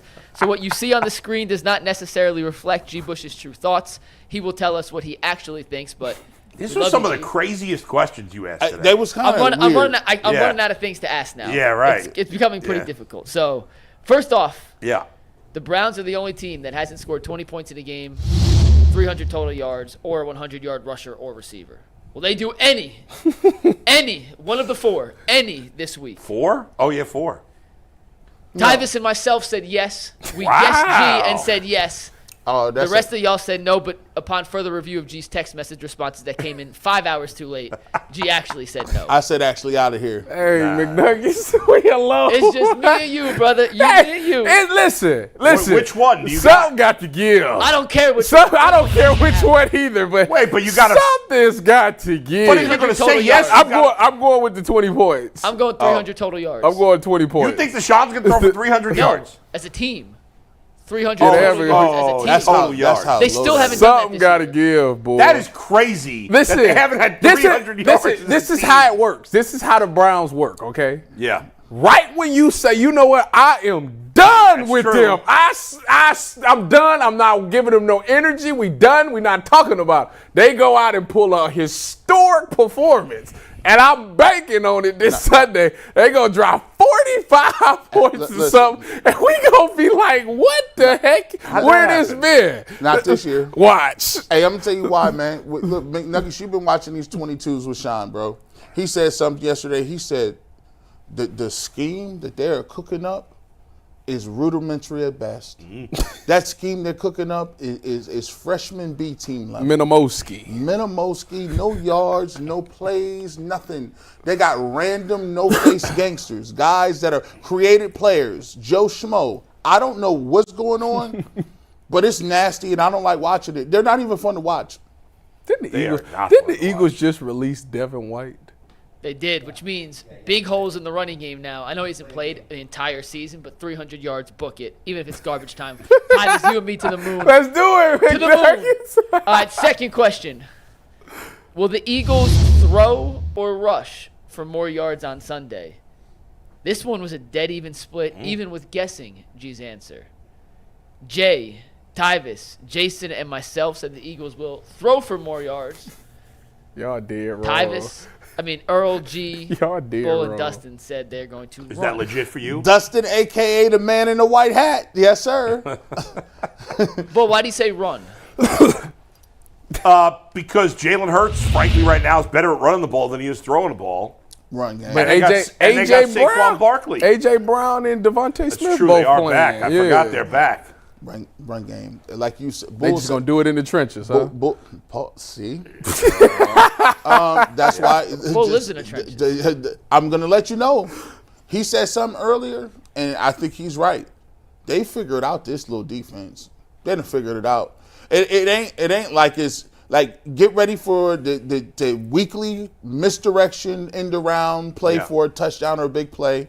Get ready for the quarterback just inexplicably being able to run outside if it contained. Get ready for short little passes where corners can't come up and tackle. And past the first few drives, when the Browns bow up and start doing something, because that's when all their work is done, the first 3 drives. Right. After that, they're going to be able to run up and down That's the field. right. They're going to – first of all, Jalen Hurts is a great runner. Second of all, Saquon Barkley is a great runner. You're right. I wasn't really thinking about Brown and Smith coming back, so that's going to help their passing game. But I still think it's going to be a blowout, and so they're going to run the ball the whole second half. I think the Eagles are going to run for over 200 yards in this game. I think so, too. Okay, next up. The Browns have run more empty sets than any team in football this year. This was a weird question. But in game 2 against Jacksonville, if you remember, the one game they won, they had the most heavy sets at any team at that point. They're now the second most. Detroit ran a game against, not Seattle, a game before Seattle, they ran more heavy sets. So the question was, will the Browns run more heavy sets or empty sets? Essentially, will they continue the same offensive philosophy that they've been going with the last 3 weeks, or will they revert back to Jacksonville? Gee, I don't remember what you said on the text, but Earl, J, and Tyvis said empty. G, I guessed and said empty. Yep. Bull, Jason, myself, and Dustin all went back to the Week 2 game plan. They going all in on this thing. Like, I don't know why. Why change it now? If that's the case, they go back to Stefanski's total thing. I think last week was such a low point that they're going to try to bring it back to the basics. Or they maybe run it more. I may just be hoping. If they do see it, my exact thought process. If we do see it, it's going to be about 2-3 times. But outside of that, they coming out far wide. You better believe that. This is why it's going to get so infuriating to most people, because the way that they're acting and moving, they're not going to make any changes. Like, we've seen this before. I keep trying to tell you. They ain't switching quarterbacks. They ain't switching play callers. They're not switching They're none of that. not doing none of that. When I keep trying to let y'all know, man, just go back and watch 2021. When Baker Mayfield got hurt, guess what? We were saying, are you going to play Case Keenum? Case Keenum wins the game against Denver on Thursday night. Now all of a sudden, we're like, okay, Baker's coming back. He comes back. He's hurt. We know he's hurt. They played him the whole rest of the year. Down to the very end against Detroit and Cincinnati, they played him. When they was like, hey, maybe they're going to throw the ball to Odell Beckham Jr. more. No, they didn't. They didn't throw him. His last game was they played Pittsburgh. If they won that game, it kept their playoff hopes alive. They lost the game. He then went to go get surgery. Then he got surgery. and so, like, for me, like, they've shown you, when have they shown you that they're so moldable and they pivot to do certain things? Mike does mention that they did it against Jacksonville. And how more infuriating is it that they did it against Jacksonville and won and scrapped it and said we're going to go 5 wide more. So, but like Tyvis said before, the Browns are known for occasionally zigging when you expect them to zag. So that's kind of what I'm guessing here. We in like the 6th stage of denial right now. Gee, it's funny you mentioned that because this next question, I wanted to find one. Could I find something so ridiculous no one would bite? And I tried really hard with this one. And the question was, will A.J. Brown finish with more receiving yards than Deshaun Watson finishes with passing yards? I tried to get everyone to bite. I tried to get a unanimous answer, and I couldn't. Yeah. Because, before we reveal this, Bull, I'm asking you. Yeah.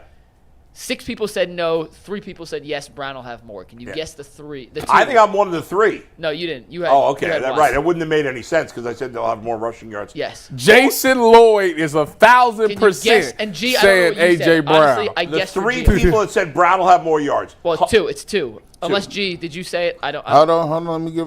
It's definitely Jay Crawford. Jason Lloyd. Okay, that's one. No, Dustin.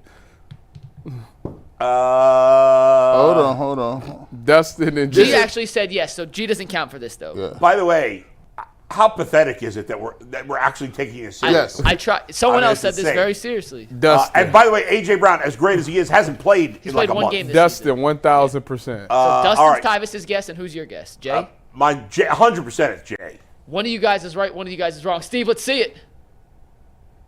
No, Tyvus is right. I say yes too. I knew Yeah. that. Well, G, you said yours was too late to Wow, I would Yeah, not no, have guessed Earl. yeah, we don't. Yeah, yes. Earl the Pearl is I've never seen Earl, it. man. Earl, is he Earl's hurt. sick? Earl is done with the Browns he's right broken. now. He is done. The He's so pissed. Him watching MJ Emerson get bombed. Look, I think that was it. Yeah. I think that was He's his getting last. tossed up by the Outlaws. Dude, Wow, you the gonna only watch your mouth. person Deshaun Watson, the only person Deshaun Watson has left, Xavier P.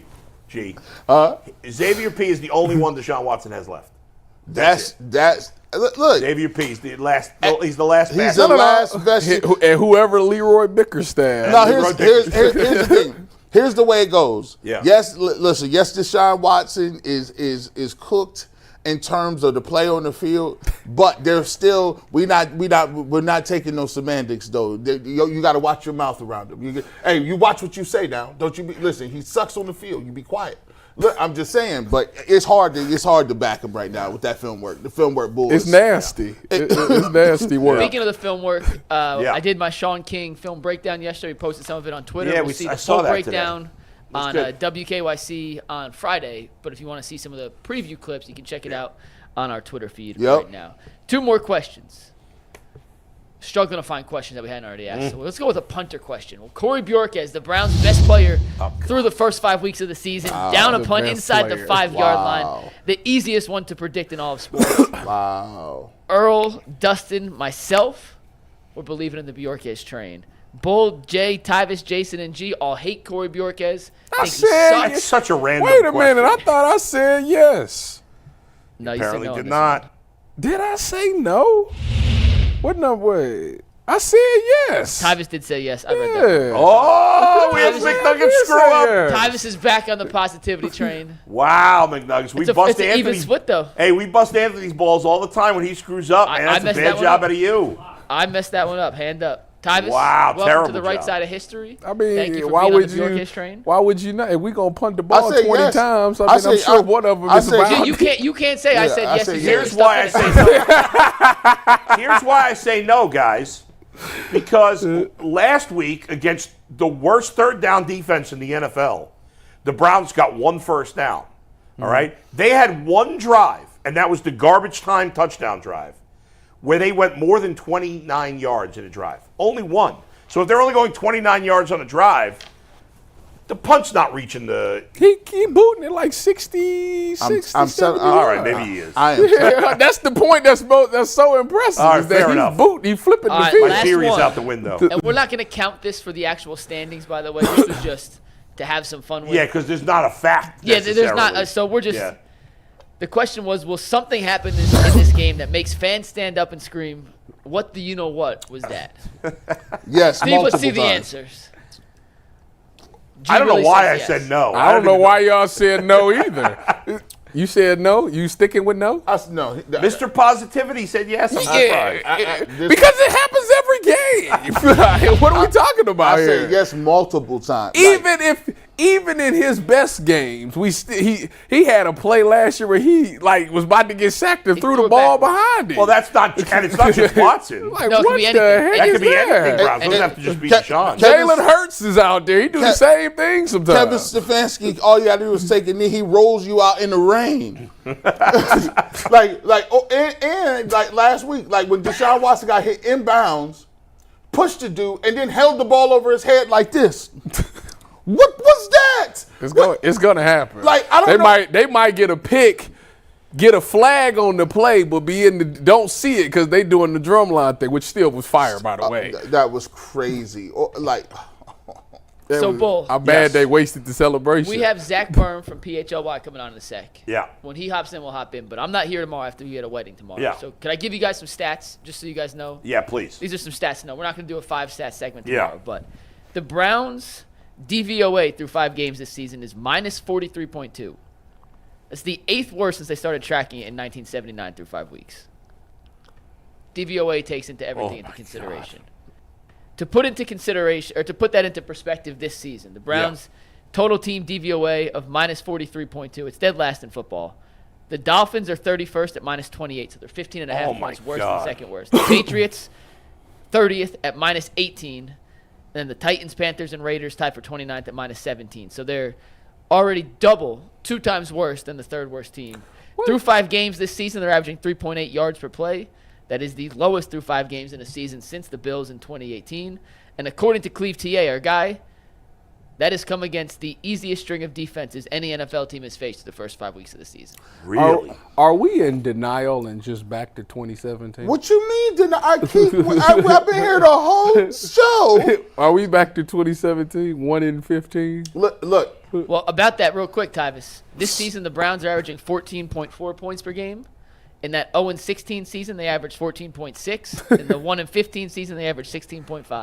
And what we averaging this year? 14.4. Let me ask you a question again. That's the shade. If they want to continue, think about that. Think about that. Let that sink in. If they want to sit here and think about why I'm saying what I'm saying, if they don't change anything and they keep doing what they're doing, it's been a bad first 5 weeks. If they keep doing what they're doing, no one's gonna be here left. I would demand a trade. If you're Myles Garrett, you want to put up with this again?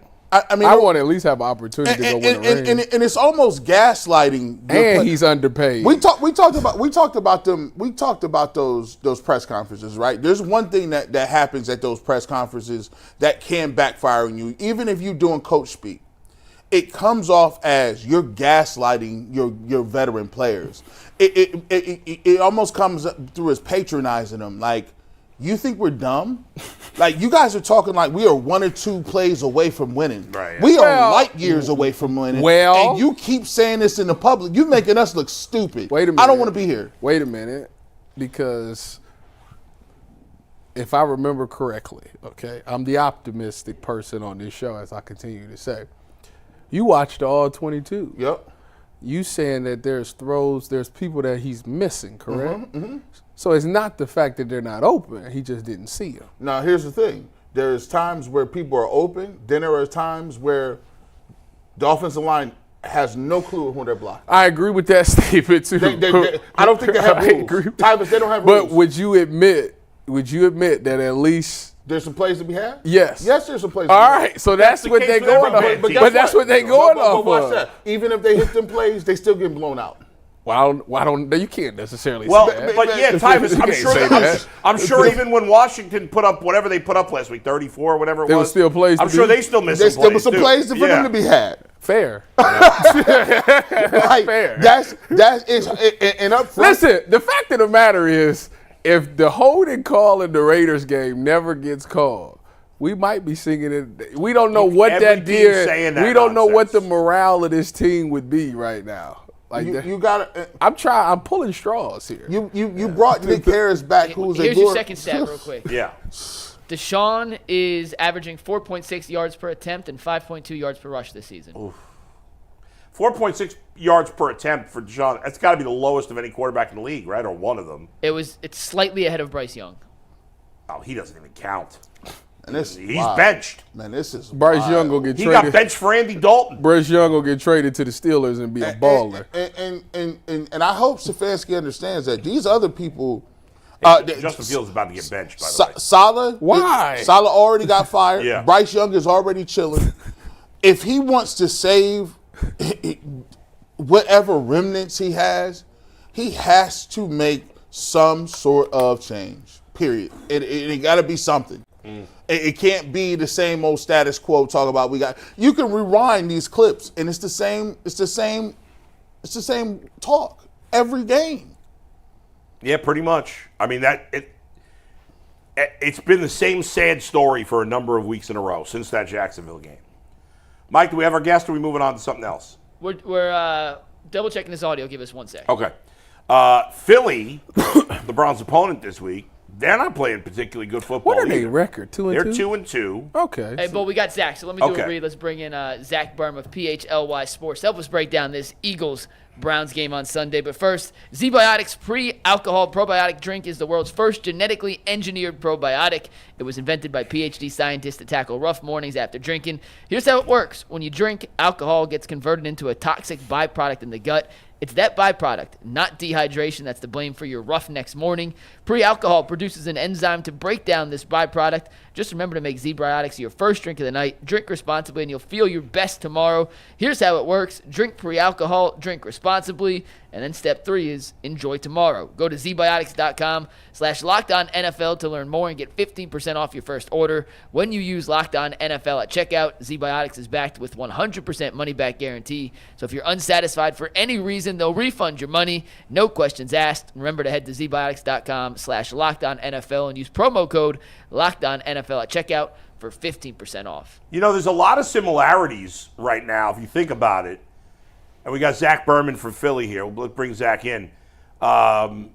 Zach, where the Cleveland sports teams are kind of like the poor man Philadelphia sports teams right now. Think about this. The Phillies, they got tossed from the playoffs yesterday.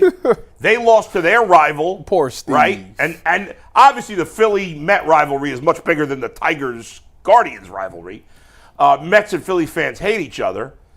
And the Phillies got booted out, and the Guardians may get booted out when they didn't expect it. Phillies didn't expect to get booted out. We ain't booted out yet. Well, we haven't been booted out, hopefully not. The Eagles have, in the last 2 years, gone from the darlings of the NFL to where they're a disaster. Their coach with his raccoon eyes, everybody wants him fired. The Browns, Kevin Stefanski's fallen off a cliff here. But like the Phillies are better roster than the Guardians. The Eagles have been more accomplished than the Browns. So we're like the poor man version. And even in basketball, right? The Sixers, really good, but they're a fraud. They're a fraudulent team. They're not winning anything. And the Cavs are like the Sixers now. We're good, but we're a fraudulent team too. God. We're a poor man's Philly right now. Our teams are like kind of similar, not quite as good. Dang, Zach, tell him he's crazy. Am I right, Zach? What do you think? You buying that? Not totally, but okay. I see some of your similarities. Look, I mean, as far as the baseball, I get it, but there are 26 teams that didn't make the postseason, right? So I think getting to this point, yeah, I hear what you're saying. As far as the Eagles and Browns, they're in different spots. I know in Philly, obviously, there's a lot of distress about the head coach. I think in Cleveland, and correct me if I'm wrong, a lot more of it's directed toward the quarterback right now. Sure. But I would also say it's 4 weeks into the season. The Eagles are 2-2, and they didn't have A.J. Brown for 3 of those games, and A.J. Brown makes a big difference. But look, if I'll put it this way, where I would agree with you is that if the Eagles lose on Sunday to the Browns, then I don't know what type of city I'll be waking up in Monday morning. That's messed up. That they think that badly of it. We did that bad that we could cause a dumpster fire. This is the Northeast. It's different. Obviously, I'm originally from New York. I worked in New York. I actually worked for a week in Philly. I did a week of sports talk with Howard Eskin, who's a big Philly sports talk guy, or he was. He's kind of 1 week was enough for you? 1 week, I was done. Howard Eskin was the first person I ever worked with that was on his phone the whole time during the show. Now everybody does it. But in those days, it was probably like 2000, I don't know, 8, 9, whatever. Like, nobody was on their phone in those days. I mean, he must have had a crazy cell phone package. Back then, I still had nights and weekends. I had minutes. Yeah, he had minutes. But anyway, like the Northeast, I know, I grew up as that kind of fan. And that's why fans here had to adjust to me because I'm so in your face. And that's what it is. If you're Boston, Philly, New York, in your face, and they have no patience. So it doesn't matter. He won the Super Bowl 2 years ago. Go ahead. Yeah, I would say my statement had less to do with the Browns, who I actually think have a real talented team. They need to figure out the quarterback situation, and it has more to do, frankly, with the fact that the Eagles are coming off a bye. Yeah. That they're healthier than they were. You know, when the Eagles played against Tampa, when everyone last saw them, they were playing without A.J. Brown, Lane Johnson, Devontae Smith. Those are 3 of the 5 best players in the team. Yep. I think it certainly looks like all 3 are going to be back. If and when they play, it just makes a material difference for what you see from the Eagles. Zach, is Jalen Hurts the guy? You think he's the guy, like, that they got it right paying him and all of those things? Or do you think that he's overrated? Be honest. Well, I thought the way he played in 2022 was as well as it was up there for, MVP-like performance. I thought he took a step back here. I think he's taken another step back this year. If he can play the way he did in 2022, then yeah, he's absolutely the guy. The way he's playing now, it's not bad, but he's turning the ball over too much, and and that's really holding them back. But I think that I've seen enough of Jalen at the high water mark to say that yes, he is the guy. But what I haven't seen enough from Jalen is consistency, and in particular, in the past, I would say, if you go back to the backstretch of last year, so really, the past 12 to 14 games, he has not been what the Eagles need him to be. Well, I'm going to ask you a broader, 50,000 feet question. I mean, we talk about all the time, and I get annoyed with it when we talk about how much these guys make, and I try to explain it. This is simple economics. If you got 30 guys 32 guys in the whole universe that do what quarterbacks do, they're a rare commodity. They will get paid based on whether or not they're a starter. Even a low-tier guy, the Geno Smiths, are getting $25-30 million. But you look at a lot of people, we talk about 230 with Deshaun Watson, but you go down the list of these quarterbacks, Aaron Rodgers, boatload of money. Trevor Lawrence, boatload of money. Jalen Hurts, a lot of money. Kyler Murray, a lot of money. Is it one of those things where the money is never going to equal what the production is anymore? Or is it just going to be like, hey, a couple guys at the top are going to give you that top production like we're used to, and you're going to have to be cool with 250 yards here or there because it ain't coming back? Yeah, look, it's a good question. I think it's frankly it's the going rate for a franchise quarterback. Now you might have teams that look at it and say you're better off kind of cycling through quarterbacks rather than paying someone top of the league money. My view is if you think you have one of them, you do whatever you can to keep them. And in the case of Jalen Hurts, I mean, he went toe-to-toe with Patrick Mahomes in the Super Bowl, right? Mm-hmm. So coming off that game, I don't know how you don't pay that guy. You want that player for the next 8 to 10 years in your franchise. But you brought up Trevor Lawrence. You can go on down the list. It's really it's about sustained success. It's about consistency. So you pay them based on what they're capable, but they earn it based on what they do each week. And I think that's the issue for some of the quarterbacks right now is you're not seeing the consistency that these teams need. Zach, what was your thoughts on Hassan Reddick? Was it the right move letting him go and get in? I think they got Bryce Huff, I think is the new guy they got to replace him. Am I right? Yeah. So now it's the dollars are different there, right? I mean, I said at the time, Hassan Reddick was an elite pass rusher. You built your offensive game plans around knowing where number 7 was on the field. I don't think they should have let him go, but the thing is, and you've seen this with the Jets right now, Hassan Reddick wants to be paid like a top 5 edge rusher. He wants to be paid in the high 20s, let's say, right? So the Eagles signed Bryce Huff for $17 million a year, and it's a considerable difference between what they would have had to pay Hassan Reddick and what they paid Bryce Huff.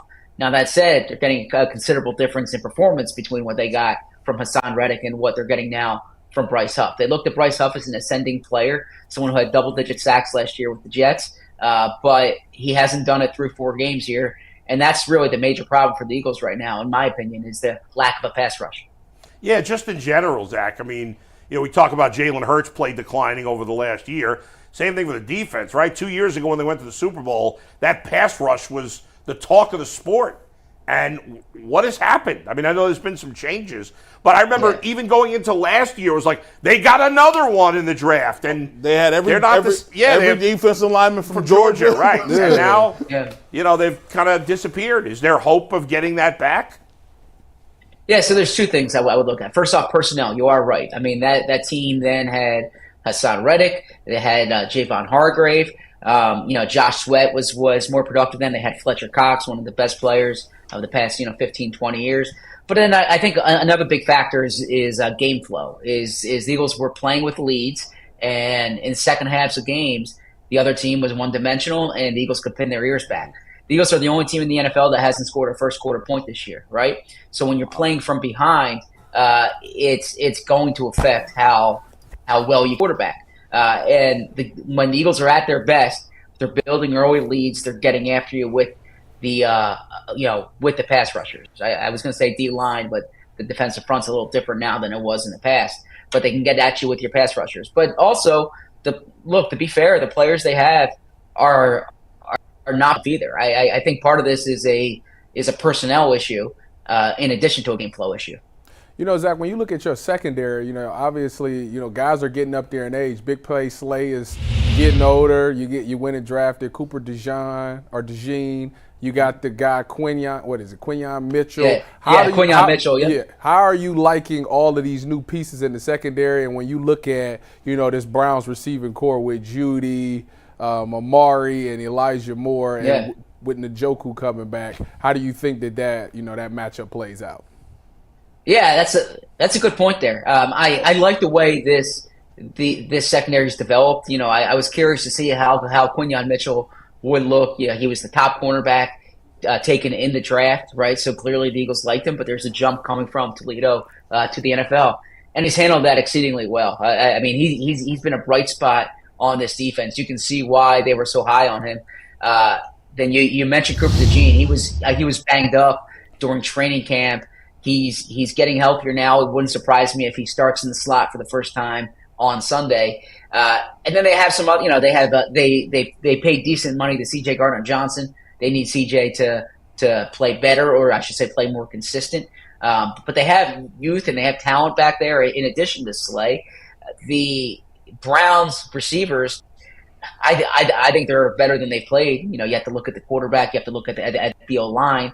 But I'm real curious about the Njoku matchup because, look, the Eagles safeties, the Eagles linebackers are still a bit of a question mark. And we saw last year, particularly with Flacco, but we saw last year Njoku can hurt you. So now that he's healthy, I'm curious to see how that matchup looks.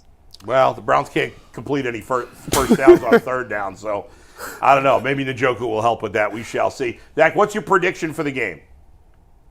Yeah, I think the Eagles are 9.5-point favorites. Is that right? They're big favorites. So I have the Eagles winning this game because A.J. Brown's going to be back, Lane Johnson's going to be back, and they're a much better team when those guys are healthy. So I think they're going to be able to score more points. Now, that said, I covered Jim Schwartz when he led the Eagles to a Super Bowl. I have a lot of respect for what Jim Schwartz does defensively. I saw last year the Browns make it work with a number of different quarterbacks. If Deshaun Watson gets hot, I think the Browns can upset the Eagles. But based on Deshaun has played and based on the players the Eagles are getting back, I'm going with the Eagles. So I think Zach is just patronizing. So you're saying if the Browns win, Sirianni's fired? Oh. I'm not saying he's fired, but I'm saying that the talk radio the next morning will be asking for him to be fired. I'll tell you that. Yeah. Look, I'll put it this way. Now that the Phillies lost, there's even more of a spotlight on the Eagles. They need to turn this around quickly. Yeah. Thanks, Zach. We appreciate it, man. Appreciate it. Absolutely. Thank you, guys. Awesome. That was Zach Berman of PHLY Sports and All City Network down in Philly. Make sure you check him out. You can follow him on Twitter at Zach Berm. We're going to talk a little Game 4 preview here, guys, after a quick word from Prize Picks. Prize Picks is America's #1 daily fantasy sports app with over 5 million active members. It's the easiest and most exciting way. What you looking at me for? You gave me Prize Picks. Oh, boy. Mike screwed up again. No, this one's on Ant. That's an Anthony screw-up? It's a shame. Is it game time? What's going on back there? You know what? We'll do it before Super Chat. Screw the read. Bull, Game 4, Tanner Bibee. Yeah. What's going on here? I got a lot of faith in Tanner Bibee. He pitched great in game one. He's, for the most part, pitched well this season. The Tigers are going with another bullpen game. He knows. It was Anthony's fault, by the way. Confirmed. That's all right. But ain't hearing it. G's making a look because he knows they can't hit right now. They ain't got no sticks. And so, ultimately, doesn't matter how great Bibee pitches. If they can't hit, they can't hit. They need to score. This is Captain Obvious. I get it. I think it's imperative that they score in the first inning. Listen to me right now. Yeah. I'm going to tell you right now what's going to happen. Tell us. Steve, thank you. Big Christmas going yard today. I don't know what it is on FanDuel. Put the money down. Big Christmas is going to go yard and get his 14th home run on the season. Book it. You got no. It's hard to have faith in the lineup right now, but book it. Every day's a new Book day, G. it. Bush. Let's go. I mean, He just needed the hit he had. He could have had it. He just need a little more oomph in it. Just a little more oomph. What kind of? This sound I like the hat. I got it. You talk about you going to Bulls little baseball games. He could have had that. He almost had it. Right. Almost had it. Don't count, bro. Hey, look, man. He needed a little more oomph. Look, bang. Maybe one day people will come along and understand. You know, when I'm no longer here, they will immortalize the Duke of Knee Jerk and they will say, you know, when it comes to Project Stockpile, it'll be known as the run and shoot offense. What happened to Lane Thomas? He had the one first. They just that first game. They just offense was explosion. Is Lane Thomas is The that, offensive lineman for the Eagles. Is that you could say Frank Thomas? Look, I don't only Thomas I know people that hit home runs named Thomas. Like no. Yeah. He's got their only home run of the series. That's crazy. They need and here's what you'll get ready for. I wish everything in my bones would tell me I hope they win. I really do. You just don't see it, huh? It's over. But I get ready for Bull to come back in, and it's the rite of passage for the season. Tomorrow. The Guardians, Post-game I'm show. tired of it. The Guardians, I'm going to tell you what they need. They need 2 pitchers and 2 bats. That's what he is, Ghost. 2 pitchers and 2 bats. It's time for this organization to open up their pocketbooks. The team is there. They got young guys, Manzardo.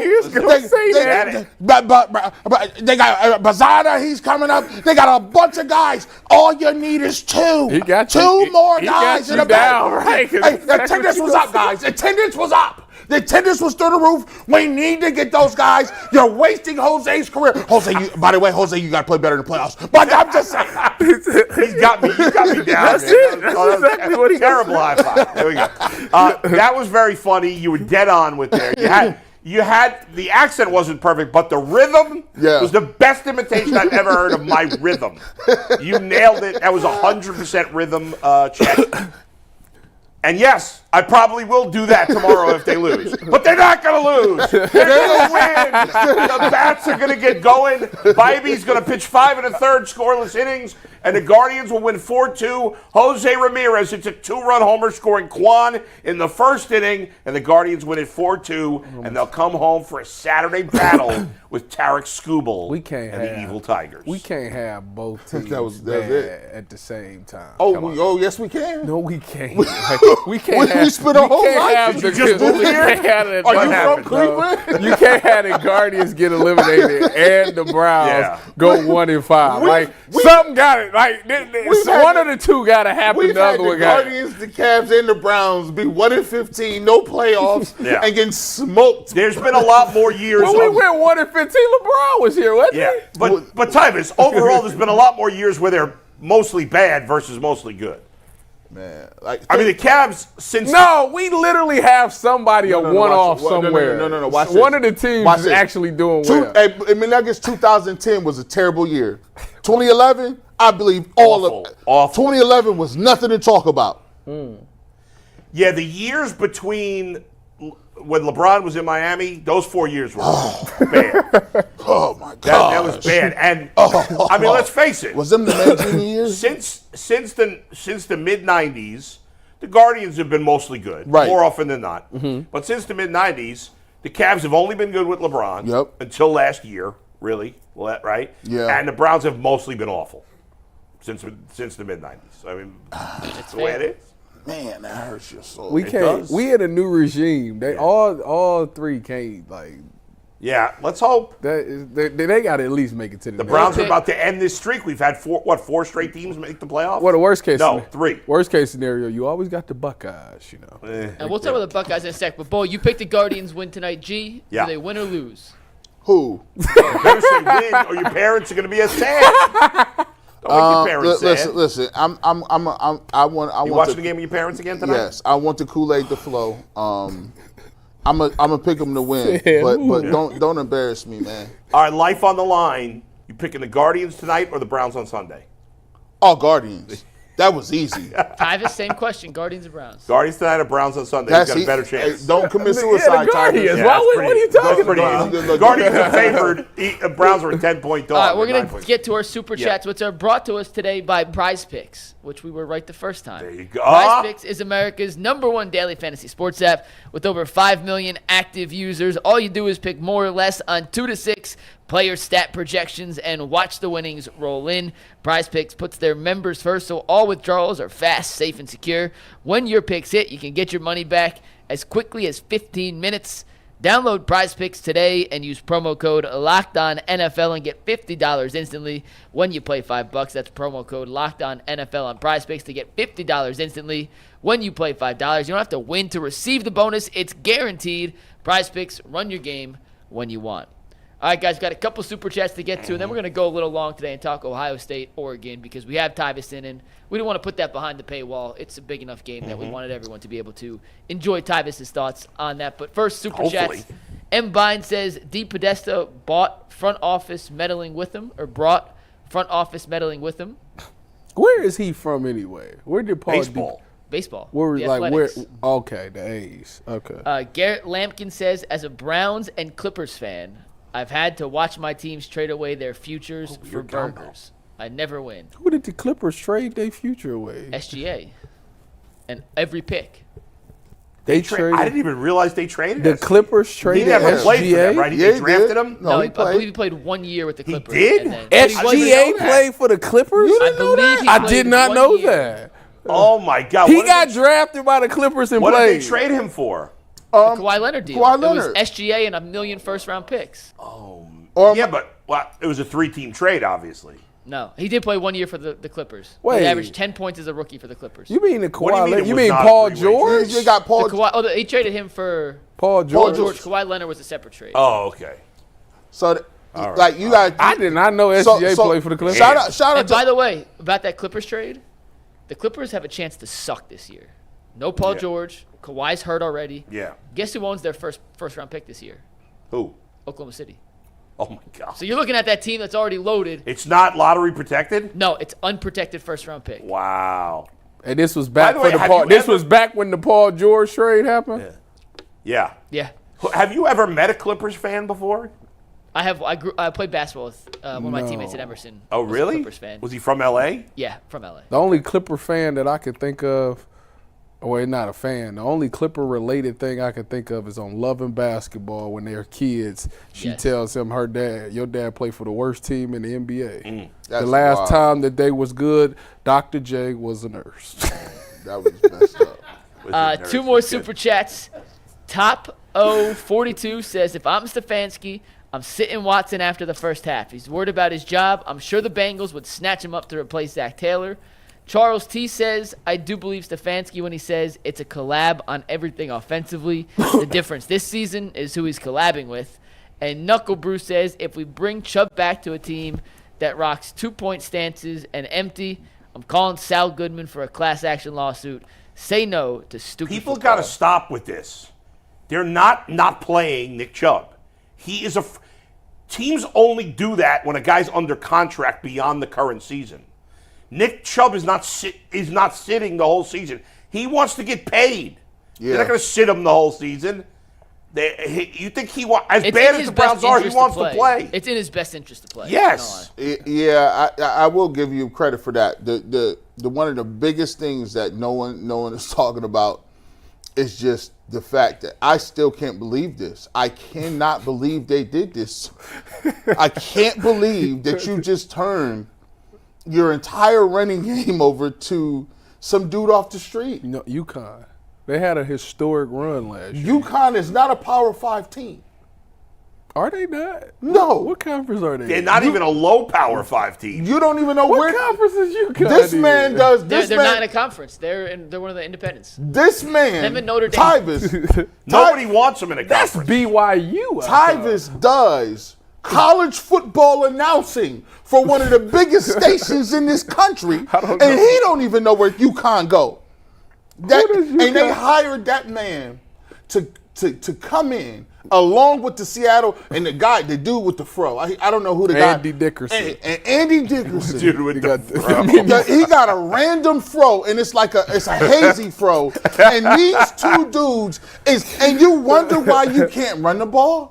This is malpractice. But everybody, I think no. Kevin Stefanski just gave away 7 games just on that. They don't. Well, you wasn't saying that back in the offseason, Mr. 4,500 yards. Because here's the thing. I didn't think that they hired another run game coordinator. I thought. What you mean you didn't think? No, I thought they literally let him go. No. They fired the only person that could have been was Chad O'Shea. I'm thinking that they're going to give it to Dorsey.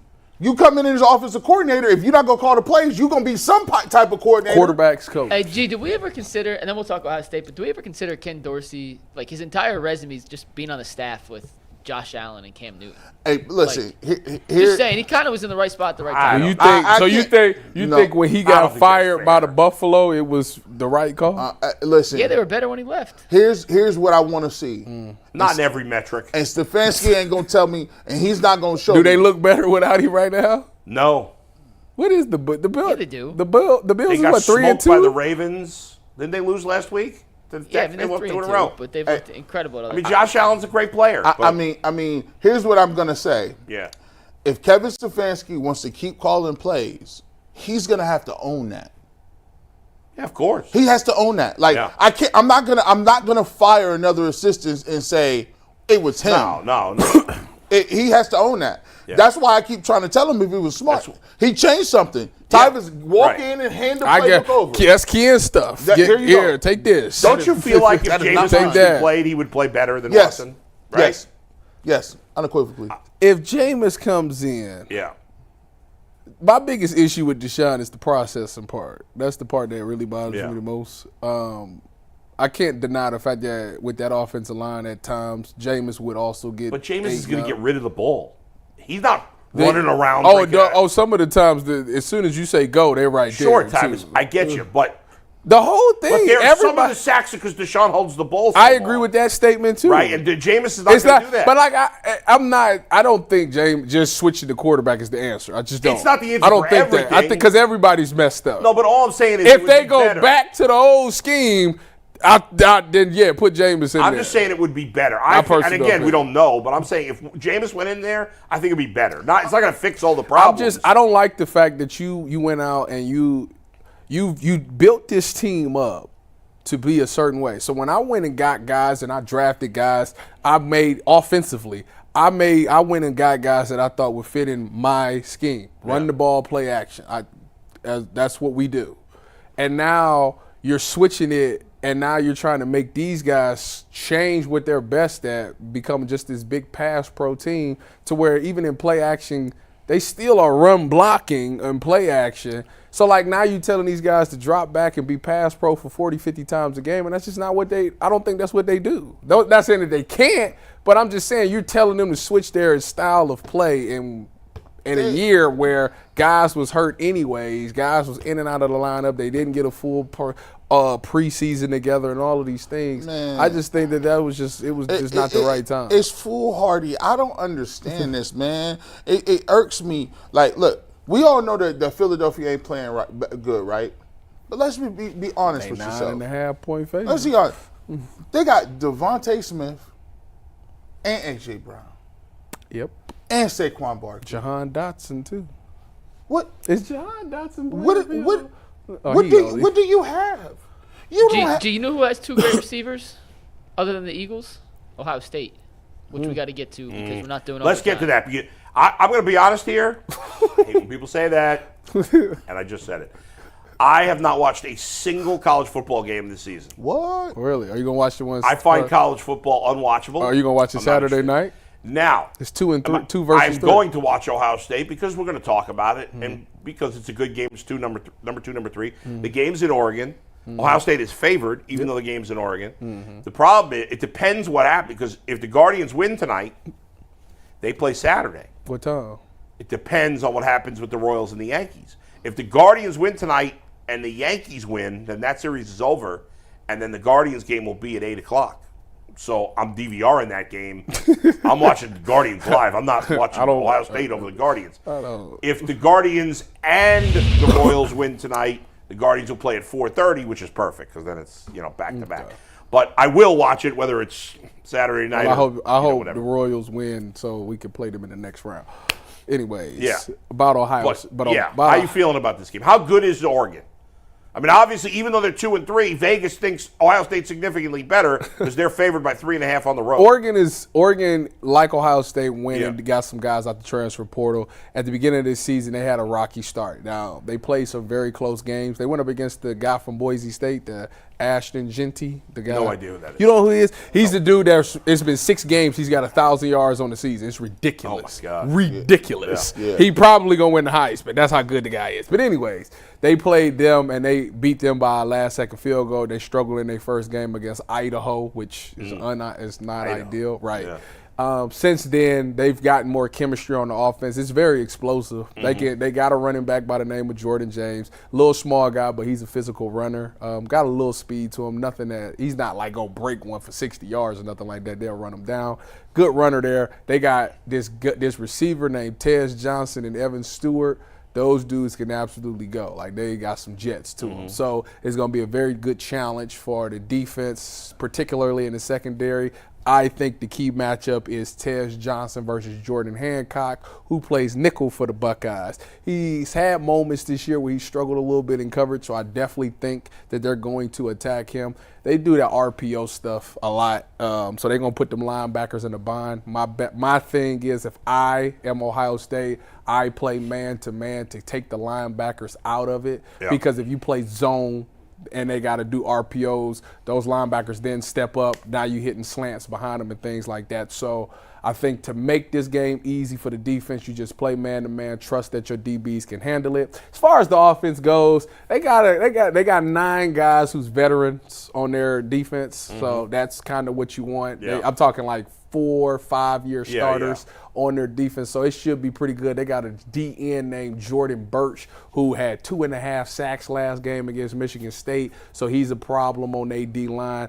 But the way Ohio State's been playing, I just think that they got too much. When you got 2 running backs in Quinshawn and Travion, who's been 1-2 punching, both getting about 80 to 70 yards a game rushing, and then you got those 2 wide receivers, Emeka and Jeremiah Smith. Emeka coming off a 3-touchdown game, and Jeremiah Smith is just looking like all he needs is one hand to catch the ball. Scoring That's crazy, that catch he made the he's other scoring day. a touchdown every single game, so it's going to be some highlight reel. I just overall think that they have too much offensively. It's too much firepower for Oregon to stay with them. Plus, the key stat to me is that in the red zone, Ohio State has been to the red zone 22 times this season. Out of 22 times this season, they scored a touchdown 21 times and kicked a field goal just once.